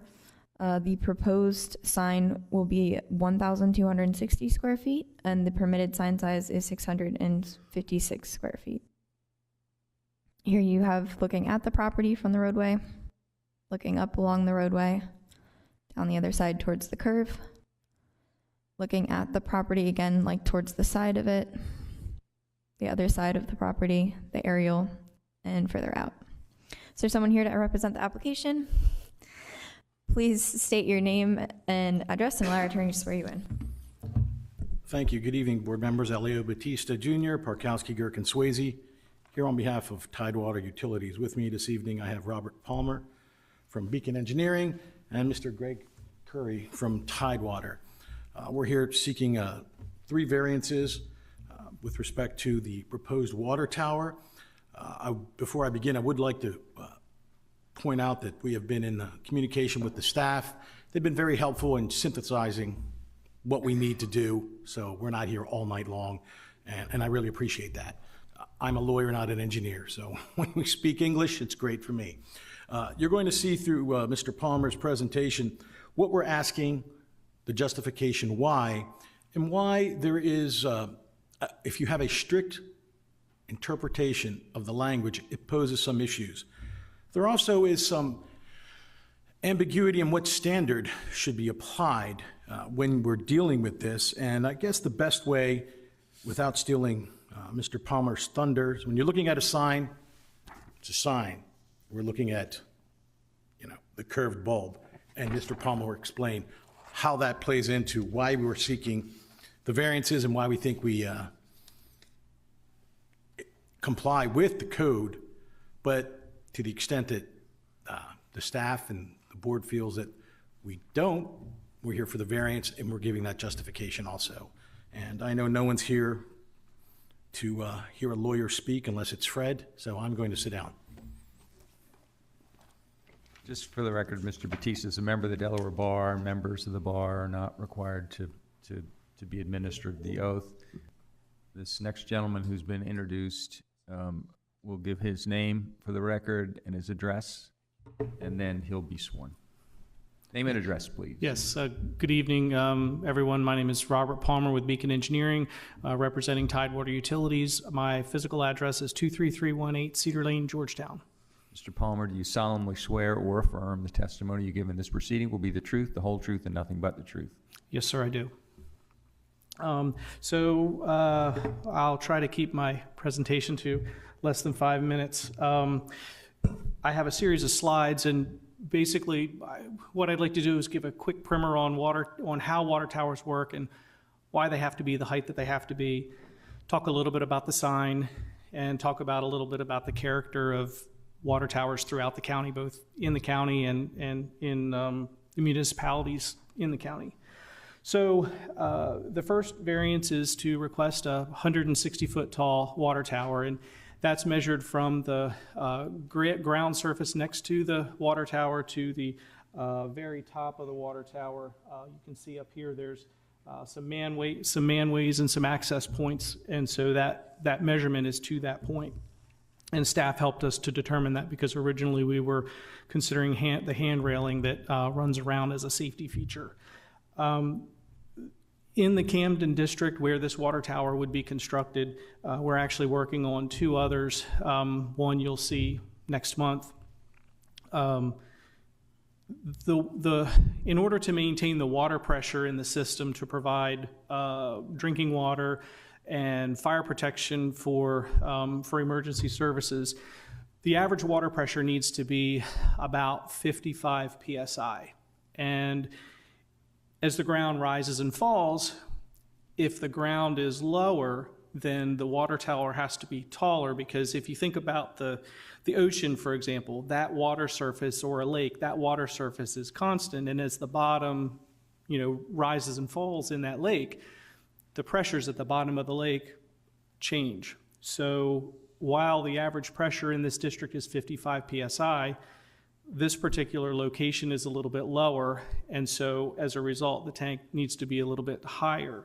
In this particular instance, our ground elevation is 38 feet, and in order to maintain that static water pressure of 181 feet above mean sea level, we need that 160-foot height. And you'll see in my commentary, and I'm sure you guys have all seen riding around the county and really the region, water towers tend to be tall structures. The second variance that we're requesting is in relationship to sign height. And again, this isn't, we understand that this is a variance because a sign height is defined as the height of the sign above ground. And given the unique nature of the water tower, the sign height at 30 feet would essentially put the top of the sign just above just at the top of the base bell. And so it really wouldn't provide the same sort of visibility and corporate pride that Tidewater takes in its infrastructure and its assets and you know, the name that it is created for itself in its tenure here. And so I'm not sure if I can, I don't know if I can zoom in on this, but you can see that the top of the sign would actually be 100 and, oh, thank you. So the top of the sign would be 140 feet above the ground surface. That is well below the overall height of the tower of 160 feet. And as you'll see in additional slides, you'll see how that plays with the, you know, the overall look and feel of the tank and really tanks in general. If you could zoom back out, please. It's also noteworthy that the overall height of the sign, while it is larger than the 15% copy area allows for, I'll talk about some perspectives on that in a minute. But I just wanted to make note that the overall height of the sign is 21 feet, and that 21 feet, if you think about the water towers. This particular water tower, it's called a pedestal spheroid. So the top isn't really a sphere. It's somewhat of a martini glass with a dome on top of it. And where the water tower sign is constructed, it's actually constructed on the curve. And so that 21-foot measurement is actually an arc length. So if you were to look at it in a two-dimensional frame, it's not quite 21 feet. So then this next slide, while this is in Sussex County, it's very representative of what it is that we're proposing. This is a 1 million gallon water elevated storage tank that we designed for Tidewater Utilities three years ago for their Rehoboth district. So essentially, this is a carbon copy of exactly what is intended to be constructed at the Fork Branch Road site. And you can see in this picture the sign in the copy area and how it fits on the tower. Its total area along the curvature is 1,260 square feet, and it measures, again, on the curve. It has an arc length of 55 feet 8 inches around the circumference and 21 feet along the vertical arc. And in talking with staff, as we think about the sphere and the curvature and what you actually see on the water tower, it was our opinion that we didn't believe a variance was warranted. Working with staff, they came up with a determination of a 90-degree area, or roughly a quarter of the overall surface area of the tank. And so this next slide represents what a 90-degree view would be. And we don't disagree with staff's recommendation and staff's assertion. We're just presenting pragmatically what that really means in the overall, what 90 degrees represents. And so you can see I've been talking about arc length, but the perimeter of the sign as it runs around the tank, it actually forms an arc length of about 86 degrees. So it's just shy of that 90-degree copy area. And with that 90-degree copy area, the overall tank, the entire structure, the water ball, the stem, the base bell, that entire surface area is 20,490 square feet. And I don't want to get into the math, but I'm happy to. But we took that area, we divided it by 4 because 90 degrees is a quarter of 360 degrees, which makes up the circle. 15% of that works out to be 768 square feet. With a 1,260 square foot sign as proposed, that would represent a variance of 492 feet. And I think in the beginning of my slide, I referenced a percentage that would be if that's the direction that the board chooses to go, should you vote favorably for our application. This next slide represents what a 160-degree angle looks like. It is essentially the entire structure. Now, the law of diminishing returns around a water tower, as you get out to the 180-degree mark, you can technically see it, but it's effectively meaningless, and that's the reason for the 160 versus the full 180. If that were the decision, then that's the reason why we felt no variance would be required, because 15% copy area of 160-degree surface area would work out to be just over 1,300 square feet. But we're requesting the variance nonetheless. And I said at the beginning of my presentation, to put in perspective what other water towers look like out in the county. This map, and I don't need to zoom in, but I've assembled Google Earth points of other water towers in the county, 3 of which are owned and operated by Tidewater Utilities, and I believe they were all constructed within the last 20 years.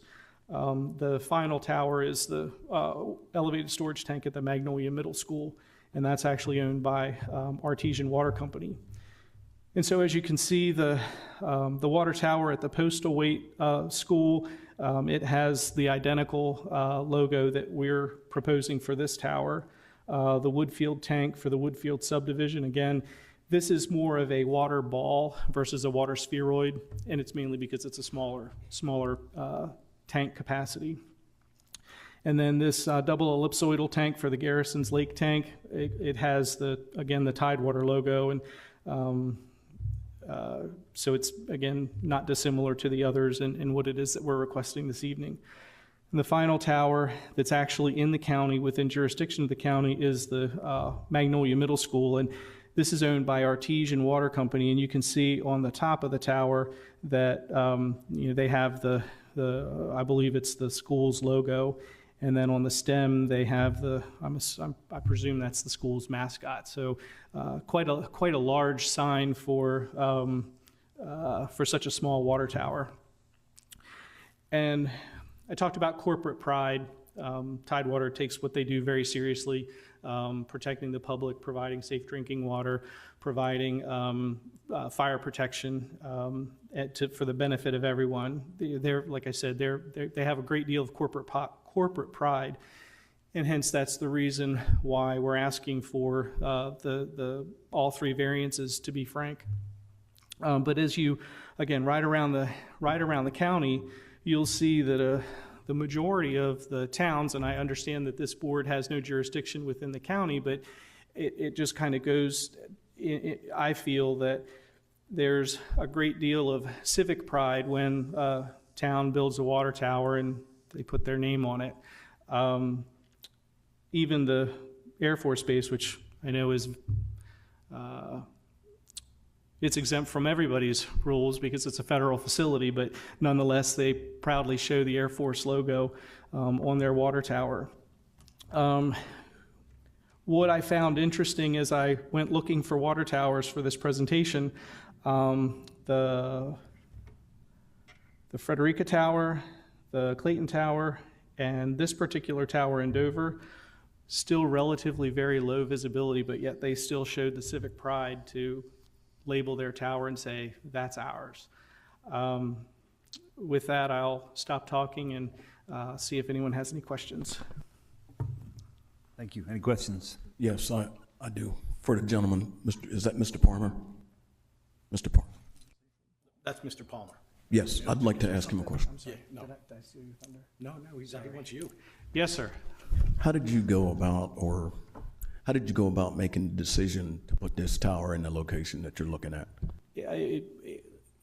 I believe it was largely based on the pressure demand in the system.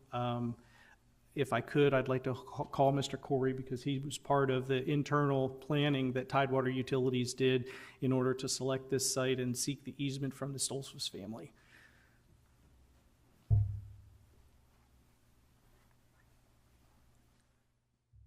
Good evening. Greg Corey. I'm with Tidewater Utilities. I live at 444 Masters Lane in Magnolia. Sir, do you solemnly swear or affirm the testimony you give in this proceeding will be the truth, the whole truth, and nothing but the truth? I do. So this particular site off of Denny's Road was chosen simply because we were able to acquire a site for the tank from the developer when we provided service to their commercial endeavor at that property. The reason, oh, go ahead. So if we grant this and it's built, what is the service territory? I know you mentioned fire protection, or fire protection has been mentioned. Can you comment on that, please? So that particular area is at the very southern end of what we call our Garrison Lake District. That district extends all the way to the other side of Garrison Lakes up into Smyrna. We have one water tower currently that was shown here at the PPG facility. As that area has grown, and it's grown significantly over the years, we are in need of additional storage and to meet the demand of the development and the growth, and the fire protection as well. So that's an additional 1 million gallons that will help meet the demand of that growing district. This is just out of curiosity. Do you guys buy the land or you rent the land where the water towers are? It depends. In this situation, it's an easement, but we do have sites that we own as well. Good. Any other questions? I have a question. So I'm very particular about signs. It's kind of my reputation, because while we have the ability to grant permission for a variance, by the same token, the biggest thing about signage, whether it's a billboard or a sign, and even on a water tower, my fear is always that, now water towers outlive us all, but the problem for me is that freedom of speech means we cannot control what is written on a sign. And I'm not talking about graffiti. I'm talking about as our world is changing, and although some of them are grown up and married now, I have 15 grandchildren, and my preference is that they not see that kind of stuff. I mean, I'm sure they're aware of it, but I just assume we not advertise it in 8-foot lettering on the side of anything. And so that's always an issue for me anytime a signage comes up. And yet I do understand that this is really, it is somewhat advertising, obviously. But how could there be a guarantee that that would never happen? Because my fear is that,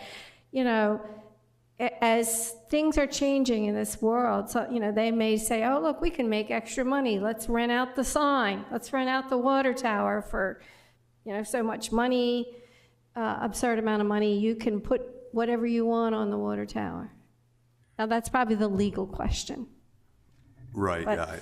I could just say from Tidewater's perspective, with the examples that you've seen in Kent County, as well as the example in Sussex and all others, that is what we put on our tanks. From our purposes, we don't have a desire to put anything representing Tidewater other than that.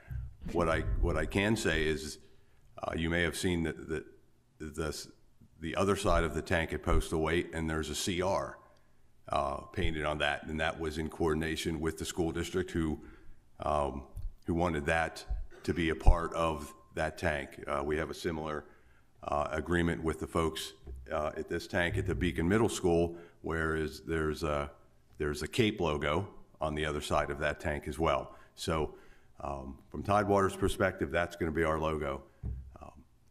But there are situations where we have worked with, in this case, schools, where we have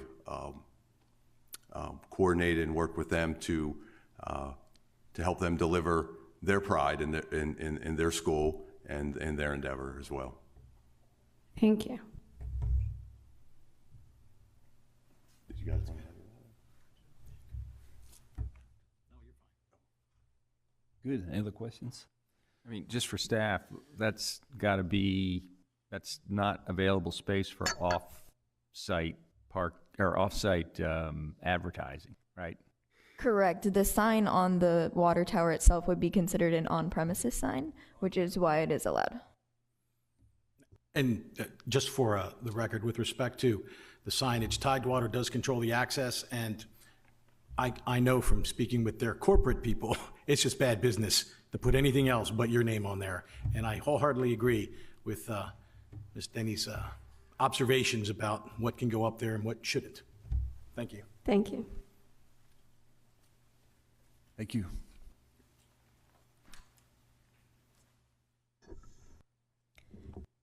Is there anyone else present that would like to, or did you have closing? We're good. Okay. Is there anyone else present that would like to speak in favor of the application? Is there anyone else present that would like to speak in opposition to the application? Seeing none, we will close the application, the public hearing for application A24-50.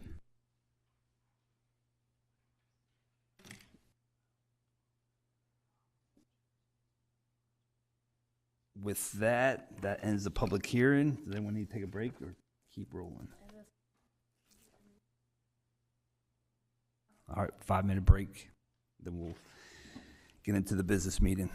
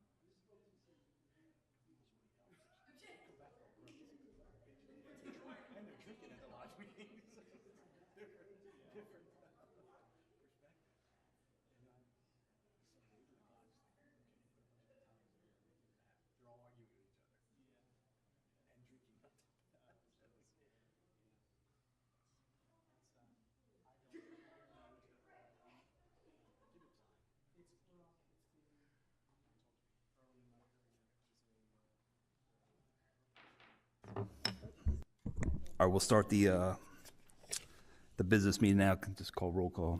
Make Yes, sure sir. everyone's back. Mr. Jenkins? Here. Mr. Gallo? Here. Thank you. Ms. Denny? Here.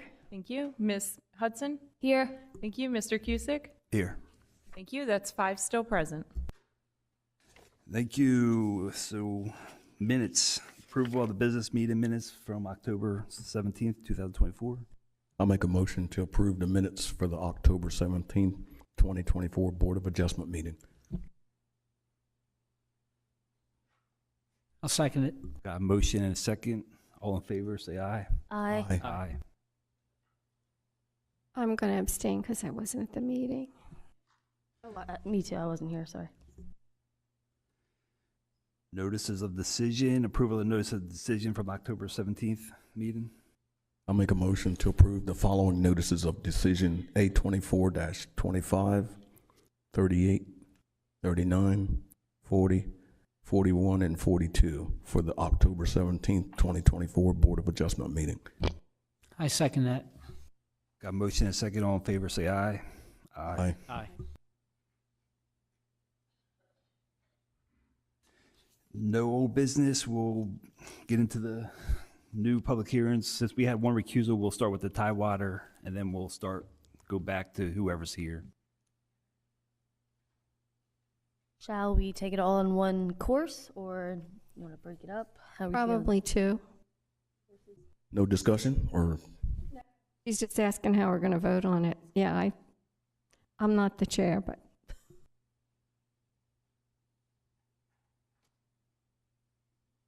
I'm fine with all in one, but whatever you all decide. All right, well, I'll make a motion for A2450. I vote to approve the variance for a tower height of 160 feet with the variance of 85 foot, a variance for sign size of 28.7 with the variance of 13.7%, and the variance for have the sign starting at 120 feet above the grade of the level of the ground.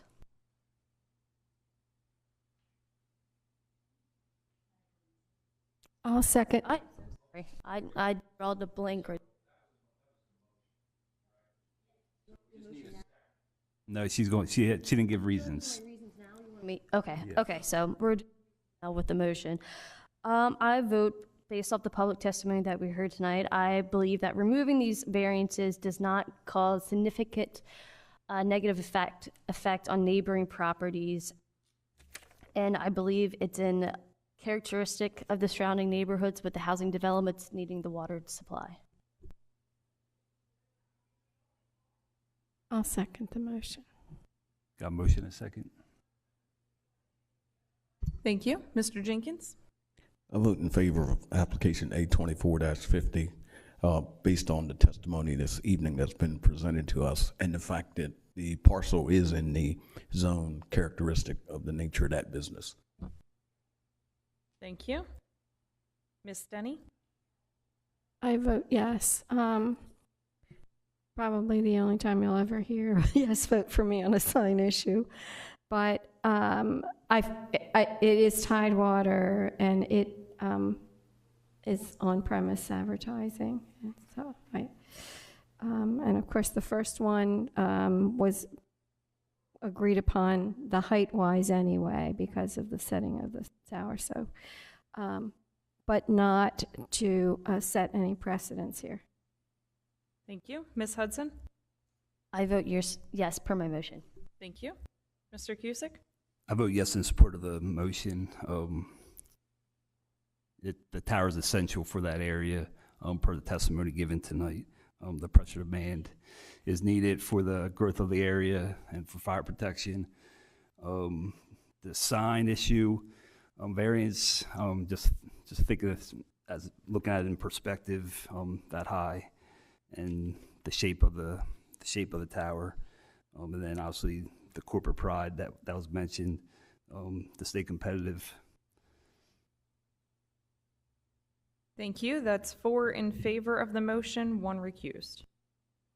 Thank you. With 4 in favor, application A24-50 is approved. We'll go to A24-43 now.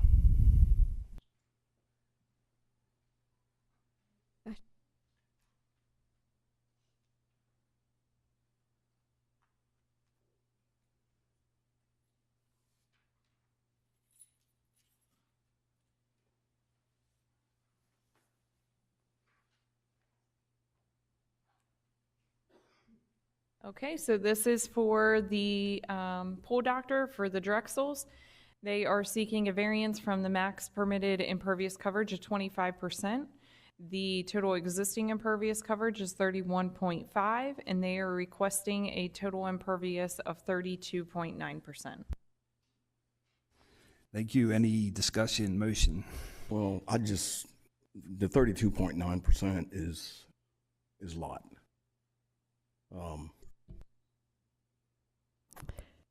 Well, it is a lot, and obviously they were not aware that they had some existing, and when you take the above ground pool out, I realize that square footage pales in comparison, but it takes away a little bit of it, right? Is that included in your? No, the pools don't count for impervious surface. Oh, they don't, yeah, that's the other one, right? Okay. I think that there is an exceptional practical difficulty in this that's created by the health of, the health of this person. And the pool itself is not the problem. It's the patio or side. It's not a patio, actually. It's just the surround. And just witnessing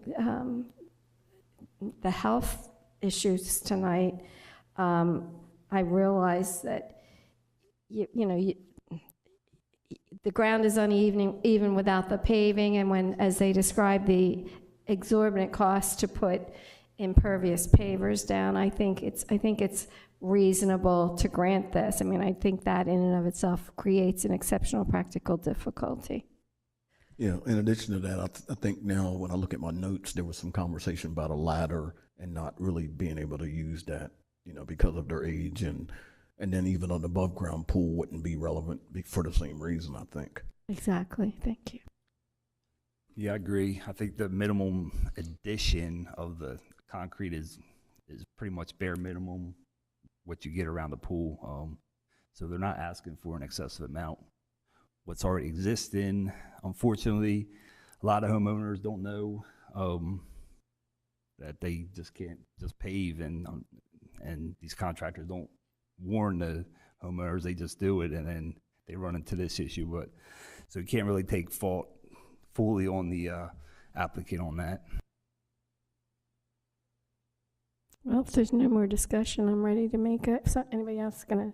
Is this the parcel that also had a retention pond behind it, or was that a different? Yes, it has all that retention pond, and testimony with regard to it's completely dry, never gets any water.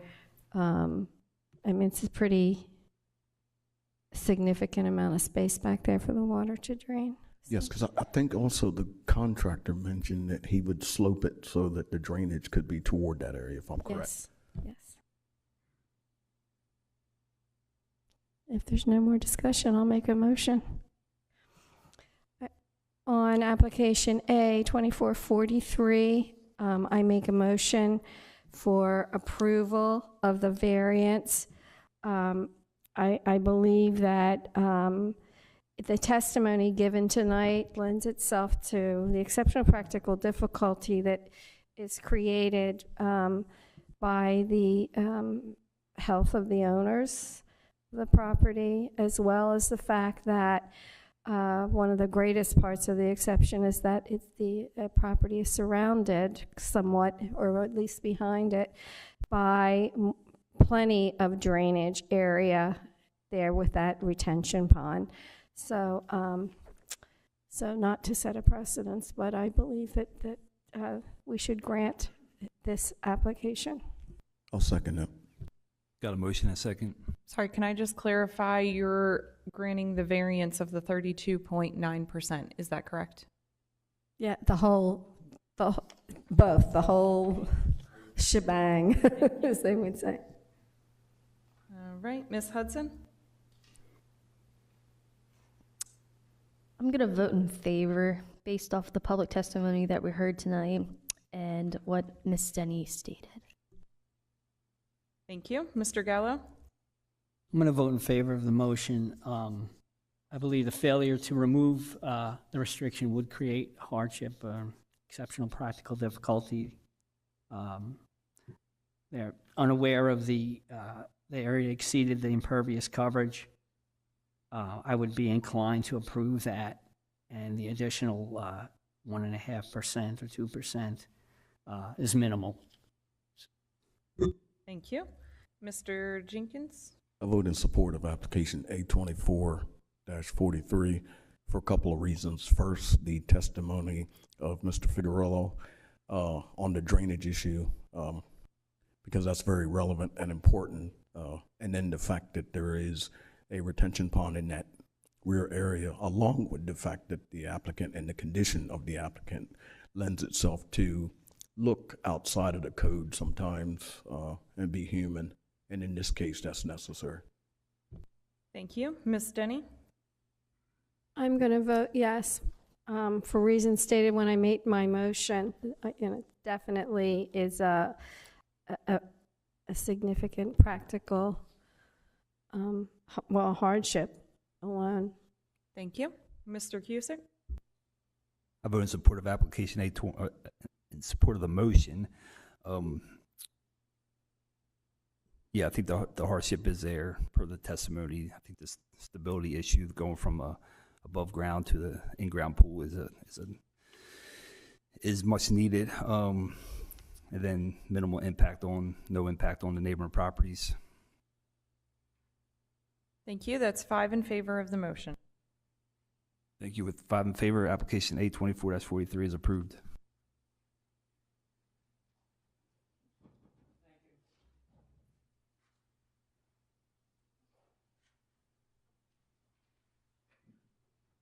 Go to application A24-45, Mr. Maston. So Mr. Maston is seeking a variance from the building height of 20 feet to construct a accessory building to be 22.5 feet tall. Any motion discussion? Well, if you look at the code, if you look at what Mr. Maston is asking, minor, minute, you're talking what, 2 foot 6 inches? I don't know if you're standing and you're looking at the scale of this building, you know, if you would, that's not something you would know. Yeah, I agree. I agree wholeheartedly with the staff recommendation there. You're not going to tell the difference between 20 feet versus 22 feet. I agree. I mean, and of course, he has given up the home-based contractor aspect of it, so the side isn't an issue. And I do agree with what the staff said in their modified approval. I'll make a motion for A24-45. I vote to approve based off staff recommendation, and I believe removing the restriction does not negatively affect neighboring properties. I second that. Motion and second. Thank you. Ms. Denny? I'm going to vote yes, primarily based on the staff recommendation for the modified approval of this for the height. Thank you. Mr. Jenkins? I vote in support of the motion for application A24-45 based on the testimony of Mr. Maston and the fact that it's a very minimal encroachment on the code. Thank you. Mr. Gallo? Yes, I vote in favor of the motion. I believe a failure to remove the restriction will create an exceptional practical difficulty based upon staff recommendation and the minimal change in the requirement. Thank you. Ms. Hudson? I vote yes per my motion. Thank you. Mr. Cusick? I vote yes per staff recommendation. Thank you. That is 5 in favor of the motion.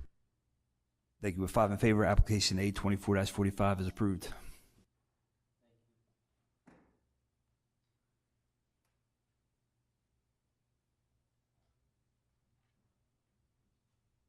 Okay, next we have application A-24-48 for the Fenningtons. They are requesting a variance from the requirement that a detached accessory dwelling unit shall be placed behind the principal structure to construct a detached accessory dwelling. Again, the existing dwelling is at 75.9 feet from the front property line. And the property owners are requesting the accessory dwelling unit to be placed 40 feet from the front property line. Thank you. Any motion, discussion? Frankly, with this piece of property is like so, the shape, the size, I think it in and of itself is something we need to consider. I'll make a motion for A24-48. I vote yes based off the staff recommendation and the public testimony that we heard tonight. I'll second the motion. Got a motion and a second? Thank you. Mr. Jenkins? Us vote in support of the motion for application A24-48 for a couple of reasons. First of which, when you look at the dynamic of the lot, the configuration, there seems to be very limited buildable space and not very many options to put that proposed accessory dwelling. So I vote in support of it. Thank you. Mr. Gallo? I vote in support of the motion. It's an unusually shaped lot. It seems like the purpose and the code for additional dwellings is to encourage that to have more housing in the area, and I think the placement of this house, secondary dwelling, will be appropriate. Thank you. Ms. Denny? I'm going to vote yes. I think, as my colleagues have already mentioned, just the size and shape of this and the location of the well of this property is in and of itself an exceptional practical difficulty. Thank you. Ms. Hudson? I vote yes per my motion. Thank you. Mr. Cusick? I vote yes to the motion per staff recommendation. Thank you. That's 5 in favor of the motion.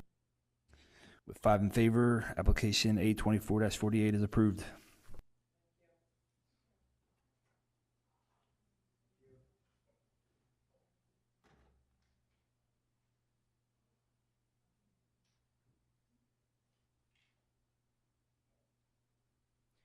A24-49 for Mr. and Mrs. DeVille. They are seeking a variance from the requirement that a fence may not exceed a height of 7 feet to legalize and install additional fencing. Again, there is a portion in the back that he is seeking to put a fence there of 8 feet. He is seeking to legalize a 9-foot fence and an 8-foot fence to the side property line, and proposing a 8-foot fence on the side property line. Thank you. Any discussion, motion? I'm inclined to approve of what's been done and then limit the, but no variance on the rear. It'd be a 7-foot fence. They already had a barrier, a visual barrier between the two properties. So that fence going up there really, the neighbor did not make a case that really affected his view at all. In fact, he complained that the tree limbs were cut. I don't know, as far as the neighbors change and the properties change, so I don't know if that's enough to grant the variance, but I'm kind of leaning that way. So Which area are you concerned about, Mr. Gallo? Is it the 137 feet that's, I'm inclined to just legalize what was done already, and then limit the rear fence to the 7? 7 feet. I get your point, but just think about the visual. So it goes like 7 feet and then goes up to 9 feet, then back down to 8 feet, then back to 7 feet. Well, if that's the concern, then I would say then we'd have to make it all 7 feet. So does that mean you're taking the 9 foot, he's cutting the 9 foot down to 7? Yes. I think, 8 feet, you're still stepping up to 9 and then stepping back down to 8. So you're still getting that step in appearance anyway. I agree with the 9, and I agree that, because the way I understood, I mean, look, there was so much other discussion, it was kind of hard, but the way I understand it, it's the neighboring property here that he's shooting across at, where the 9 foot is, and then, so I agree with what you're suggesting.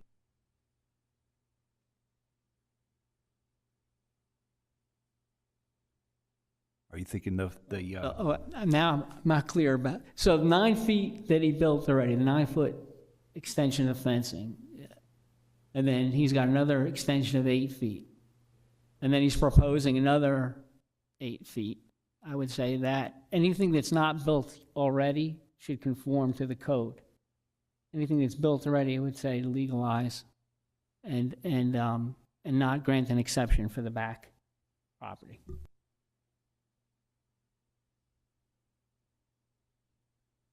I'm not really clear why he wanted 8 feet at the back when that property owner was not the issue. I think he wants the 8 foot because it's a field and the neighbor can walk back there. That's what he was saying. So it's 9 foot where the guy's house and he can shoot out the window. And then 8 foot would be so that he couldn't, stand on the 6 foot ladder, just take it around the corner into the field. Remember, though, he did say that damage to the pool came after he put up the fence. Yes, because so you asked him. It didn't really do what he wanted it to do. Right, you But asked it would be a hardship to ask him to take it down now, even though he kind of put himself in that position anyway. I remember you asking him during the testimony. You said, was that before or after? And he said after, so. Well, and I guess some of it, my understanding from the testimony was some of it is that, he reduces it because it's out of the direct view from the upstairs window of the house where he's dropping down to 8. Actually, now that I'm looking at this and saying it out loud, I'm feeling like maybe the 9, but then let that 8 feet exist down the side, because like you said, it's going to be pretty awkward, the drop. I get that. Frank? That's what Mr. Gallo proposed, I think, was that the red section stay and the yellow adjacent to it along that one boundary line stay. Yeah. Mm-hmm. Then that the green below that be restricted to 7 feet in height, and the yellow in the back be restricted to 7 feet in height, is what he's proposing. Yes. That's what you. Yes. Mm-hmm. I don't know. I think he should be building a lead wall. I mean, that whole side is also has that buffer. Yeah, the tree buffers. Yes, it does. Those evergreens. I just can't believe they lived 30 years like that, back and forth.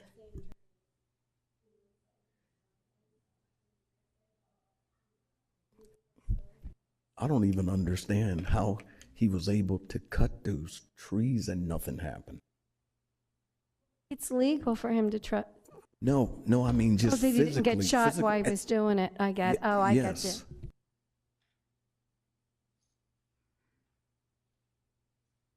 Well, I'm going to make a motion to legalize the existing fence that's been built and to deny the application for any variance on the remainder of the proposal of the 48 fence on the left side of the property and 137 feet of fence, proposed fence on the rear of the property.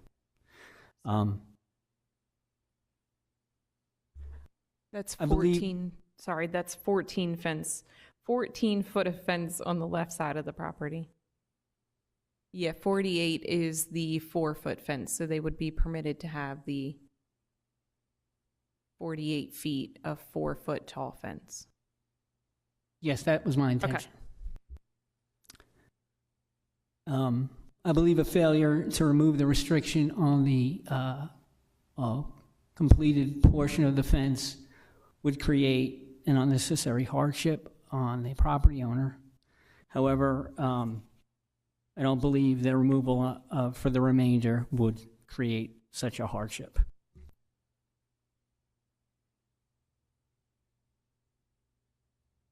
Just to be clear, so you're saying we're going to, like, a modified approval for the existing fences and then code after? Correct. Okay, I'll second. Got a motion and a second? Thank you. Ms. Denny?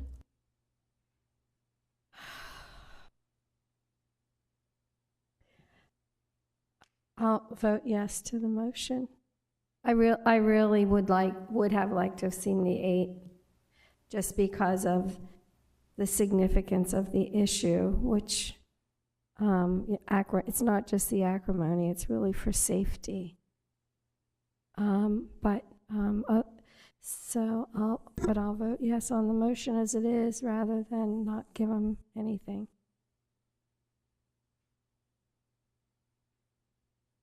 I'm sorry, can you provide a reason for that? The reason for that is, to be honest with you, I think the situation of danger creates an exceptional practical difficulty. However, the motion was made to not do the 8-foot sections, but to make them conform with the code. And because that's the way the motion is, and I feel that it's important to at least make the 9 part remain, although again, I would rather have seen the 8, I am going to vote yes, rather than make him go back to 7 foot all the way around, except for the 9-foot area. So, Ms. Denny, the yellow area on the common boundary line between the two parties is permitted by the motion, if the motion passes, to remain at 8 feet. To remain at 8, okay, okay. Am I Well, right? that helps me, that it's gonna be 8. And across the back, I think 8 feet would be better, because, you know, he can walk, you know, sounds like it's a farm field, he can walk back in that farm field, and the further back you go, the shorter the fence gets when you're trying to shoot over it. But it's not like he's shooting skeet. So yes, I vote yes. Thank you. Mr. Jenkins? I vote in support of the motion for application A24-49. Basically, for the safety of the applicant, it's just warranted. The level of the danger creates its own exceptional practical difficulty, the way I see it. And I can appreciate the relief that we're providing. It's maybe not all of what the applicant desired, but we're offering him some relief. Thank you. Sorry, Mr. Gallo? Yes, I vote in favor of the motion for the reasons given. Thank you. And Mr. Cusick? I vote in favor of the motion. Yeah, the hardship is there, just from the property damage per the testimony given tonight. And then I don't think it has any impact on neighboring properties. Thank you. And I'm sorry, Ms. Hudson? I vote in favor of the motion. I believe removing the restriction does not serve neighboring properties. Thank you. That's 5 in favor of the motion. Thank you. With 5 in favor, A 24-49 is approved, or modified approval.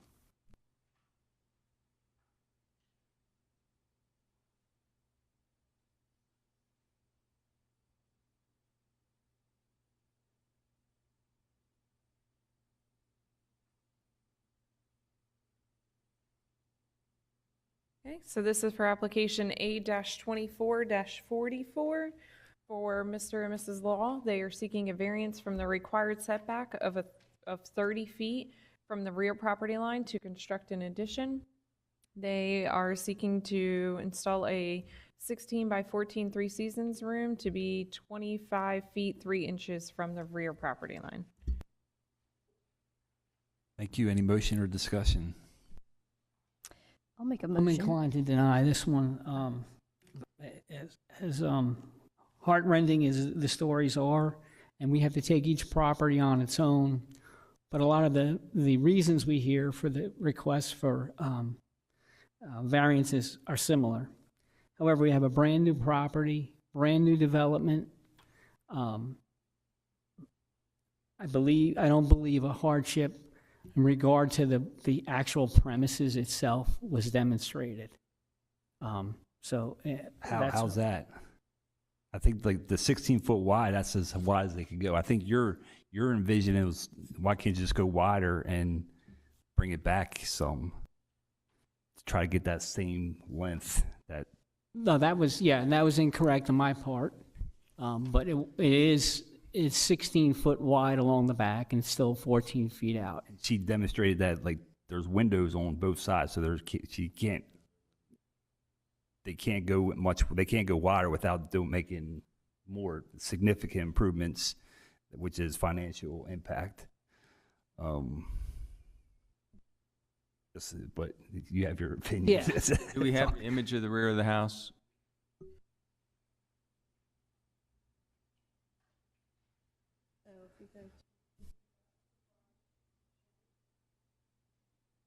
The more narrow part is the part that goes out toward the back. So as far as the dimensions they gave, that's the narrowest way based on the 16 by 14.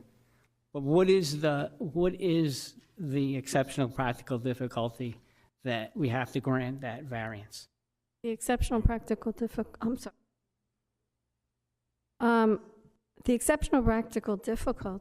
is created by,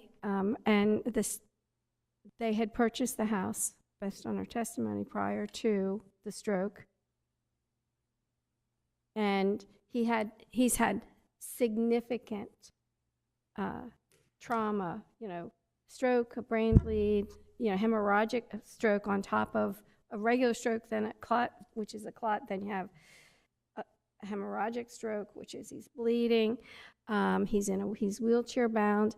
He, in order to, for as long as he'll be able to stand, be able to tolerate it, he's at least able to have enough strength within what's going on for him to, like get up and down from a chair. But the bottom line is, when you look at the size of that, and if you know and understand the therapy he's receiving, and when he stands, it takes 2 adults, generally bigger than he is, to stand on either side, and more often than not, they will put a third person behind because of his size, because he can't help himself if he goes to fall, just for his therapy. And it takes that. I'm like sitting here listening to this testimony thinking, how do they manage that? Because it's not just the occupational therapy, it's that actual physical PT. And sometimes with the occupational, they even bring like tables in, so that they can lie down. I don't understand how they're going to be able to do it with this, but at least they're trying. So I do think there's an exceptional practical difficulty that's caused by the health of this man. Well, that's my concern, is that it's about his health, which is obviously is a concern for them. But a 9-foot room, they wouldn't be able to do that therapy in? If you have somebody who's going to have something in front of him, like it sounds like a rollator, but he's not able to use it yet. Right now he's using a wheelchair, and they'll be standing on either side of him, and he's going to push that like 9 feet. How much exercise is that? Walk 9 feet, come back and see if you're out of breath, or it's a struggle for him. But I mean, they're trying. Ms. Denny, if you could please speak into the microphone, sorry. I'm sorry. They're trying to create an environment where he can have his physical therapy, and it takes more than 9 feet. And sadly, I have a different view because, for the last part of my career, I managed orthopedic surgery, and have been involved in like going out to people's houses to see if it's even possible to keep them out of a nursing home and stuff by the size of room and the handicapped accessibility. And I think it's wonderful that they're trying to do this, keep them around longer and able to at least be able to do basic ambulatory transfers. So I know there's comments on this application about an undesirable trend, and we've been cautioned to be careful about decisions that we make. But sometimes the application is so unique. It's not a trend, but it's a human condition. My wife had a hip replaced, and we have a 2,100 square foot home, and the therapy that she needed in a great room that's a 20 by 30 felt like we didn't have enough room because I had to move the coffee table and the sofa and the this and the that in a 20 by 30. So I'm not saying that's just valid to chuck the conditions and the parameters of the code out the window to grant this variance, but sometimes we have to look beyond the coldness of the code, because the code can be cold. It's meant to be rigid for a reason, and I can appreciate it, but sometimes the application goes beyond that. Well, the other thing is, there is an exceptional practical difficulty that's created by his situation. So it's not like we're opening Pandora's box because, look, the houses already have the famous sliding doors to nowhere, that everybody's going to want to build a patio and a porch and a room, which that's a problem in and of itself. But we are in this particular situation citing an exceptional practical difficulty that makes this different, and not setting a precedent. So, Well, that house is not on the rear setback, though. Like, oftentimes the house will be against the rear setback, and it'll invite an improvement. There is room behind this house. yes, Yep. exactly. It's just a question of how much, is there adequate room? And some may believe there is, some may believe that there isn't. That's what the board has to determine. If you look at that sliding door, right? Let's say it's, I don't know, it's probably 5 foot or 6 foot. But let's just say for the sake of discussion, it's 5. You probably could fit 3 of those. So you could put a 15-foot by 9-foot addition on that property and still be within the code, correct? Yeah, so.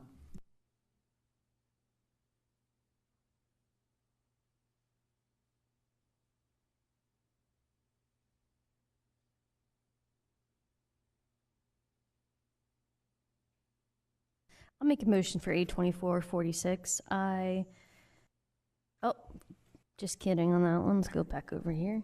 A2444, I vote to approve. I believe the properties are unique with the retention pond and the non-buildable community recreation area in the back that can never be built on. And I believe that removing the restriction does not cause a negative impact on neighboring properties. And I believe that there is a unique practical difficulty with the homeowner suffering the 3 strokes. And I want to put down to not set a precedent.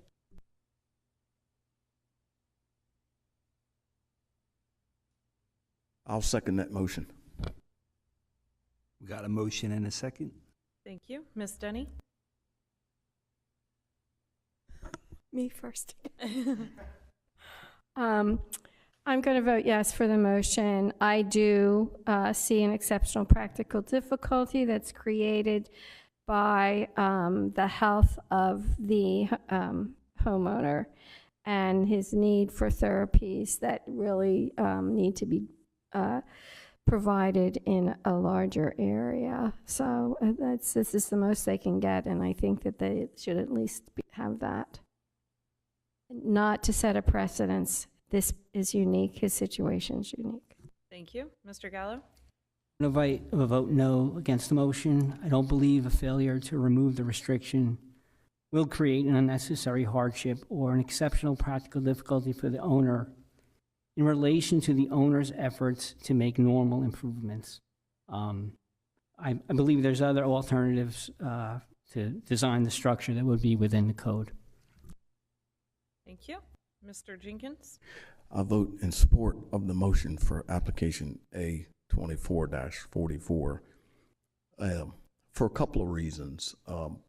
Not just the testimony of the applicant, which is relevant and important, but I'm not really excited about encroaching on the code, but when I evaluate how much that encroachment is, it changes my mind. You're talking about 4.7 feet. Nothing unusual, nothing exceptional. You're not asking for a 20-foot variance, something that would be totally out of character. This, in my opinion, would not be. Thank you. Ms. Hudson? I vote in favor per my motion. Thank you. Mr. Cusick? I vote in favor of the motion. The hardship is there, mentioned in the testimony tonight, that the space is needed for the therapy sessions, as well as the support letters from the neighboring properties, so I don't feel like it'll have an impact on the community. Thank you. That's 4 in favor of the motion, 1 opposed. Thank you. With 4 in favor, A24-44 is approved. Okay, and our last one, we have application A-24-46. This is for the applicant John Messick. Owner is Demand Outlaw. They are seeking a variance from the maximum impervious coverage permitted of 25% to construct a pool. They are currently at 26.2%, and they are seeking an additional 1,280 square feet, which would put them at 32.1%. This one's hard for me. I couldn't see an exceptional practical difficulty. I couldn't see a unique situation. I didn't see anything. I agree. It's the pool of my dreams. I really want it, or it's the patio, actually, of my dreams. I really want it. It doesn't create an exceptional practical difficulty. So I also had a question for staff real quick. Is a sunken-in deck, does that go against impervious, or does that still count for impervious? Based on the way he described it, it does, because it is not part of the pool. It is adjacent to the pool so that they can be like at height with the pool when eating there. So it won't go against the impervious surface? It would, because they're going to put concrete down underneath it and it won't collect water like a pool would collect water. Because he describes like there'll be a drain there, which will get discharged into the yard. Actually, he said that. It's going to discharge into the yard. And it's not like there's a retention pond. So and again, to me, it's just, it's way too much. And they don't need that big of a patio. And I was looking at this because the pool is lengthwise the exact same length as my pool. But, and, you know, you definitely have to have sidewalk, you know, space on either side, if only because you tie down the covers. But, and, you know, an area, so it's, you know, for room to open and close the gate. But I think that's way overboard, you know. So Make we the need- pool smaller or take the patio away. Yeah, I think it's overkill for sure. But I think a pool is a normal improvement Yes, to it a is. house. Yes. So, I mean, I think giving him a little bit of variance above the 26.2 might be appropriate. Could we have to approve what's there already, correct? We would have to. That's the realize lease. that. Yeah, that's the lease. And we then would do. if we allow for 3 feet around the perimeter of the pool, you have his improvement, it's reasonable, and he has a walkway around the pool. I came up with about 324 square feet. I don't know if that's correct, 3 foot around the perimeter of the pool, in addition to what's there. I think that's a reasonable, minimal variance. So that eliminates the big patio, right? Is that? It eliminates everything but 3 feet around the pool. Okay, staff is nodding yes, that they could interpret that, a motion to that effect and apply it. I think we got to figure out, can we just say square footage or do we have to figure out that percentage? If you want to say 3 foot around the pool, that works for us. As long as we have some dimensions to go off, we don't necessarily need the square footage that would be total, but the 3 foot around we can work with. Did he give you a dimension for the pool already? I hate to see him say, yeah, you could do 3 foot. To be honest, we received several different plots between the permit original application and the application. So what is here shows 36-foot dimension by 28, I believe. Let me pull at the paper itself. Yeah, I thought first it was 18, but then I got a little magnifying glass. I thought, I think they're saying 28. But I know that development. I engineered it before I retired. it has to be 18 then. You're right. Almost like a lap pool.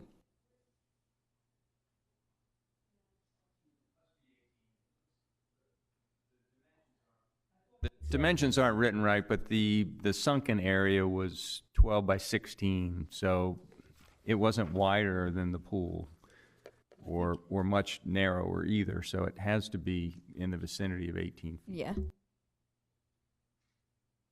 So a 3-foot area around an 18 by 32 or 16 by 32, whichever.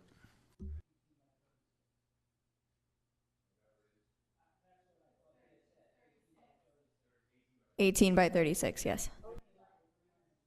Came up with 324 square feet.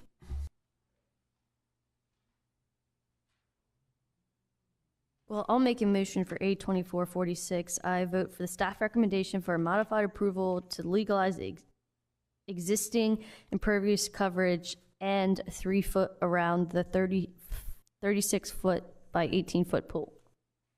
I believe removing this restriction doesn't negatively affect neighboring properties, and I believe it would be in characteristic of the neighboring property. I second that. Got a motion and a second? Thank you. Mr. Jenkins? I vote in support of the motion for application A24-46 because of the modified approval. That makes sense when you consider the applicant came to us with excessive impervious, but we're still offering relief to the applicant. Thank you. Ms. Denny? I vote yes to the motion. I think the dream, I think the pool as it was described by the installer was way too, as he described it as a dream pool, way too extravagant. And of course the code isn't about those things. The code's about, especially with this, the impervious soil. And I just think that the patio would be an extreme, and I guess maybe even plans going down the way. So I don't see any exceptional practical difficulty here. I just see want. Thank you. Mr. Gallo? I vote in favor of the motion. I do believe a failure to remove the restriction creates an exceptional practical difficulty for the homeowner in relation to his efforts to make normal improvements. Thank you. Ms. Hudson? I vote yes per my motion. Thank you. Mr. Cusick? I vote yes to the motion, as I believe it is a hardship for the homeowner to make normal improvements to the property, and it doesn't have any impact on neighboring properties at all. Thank you. That's 5 in favor. With 5 in favor, A 24-46 is modified, approved. Thank you.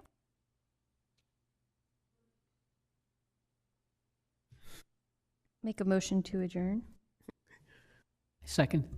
All in favor? Aye. Aye. Aye.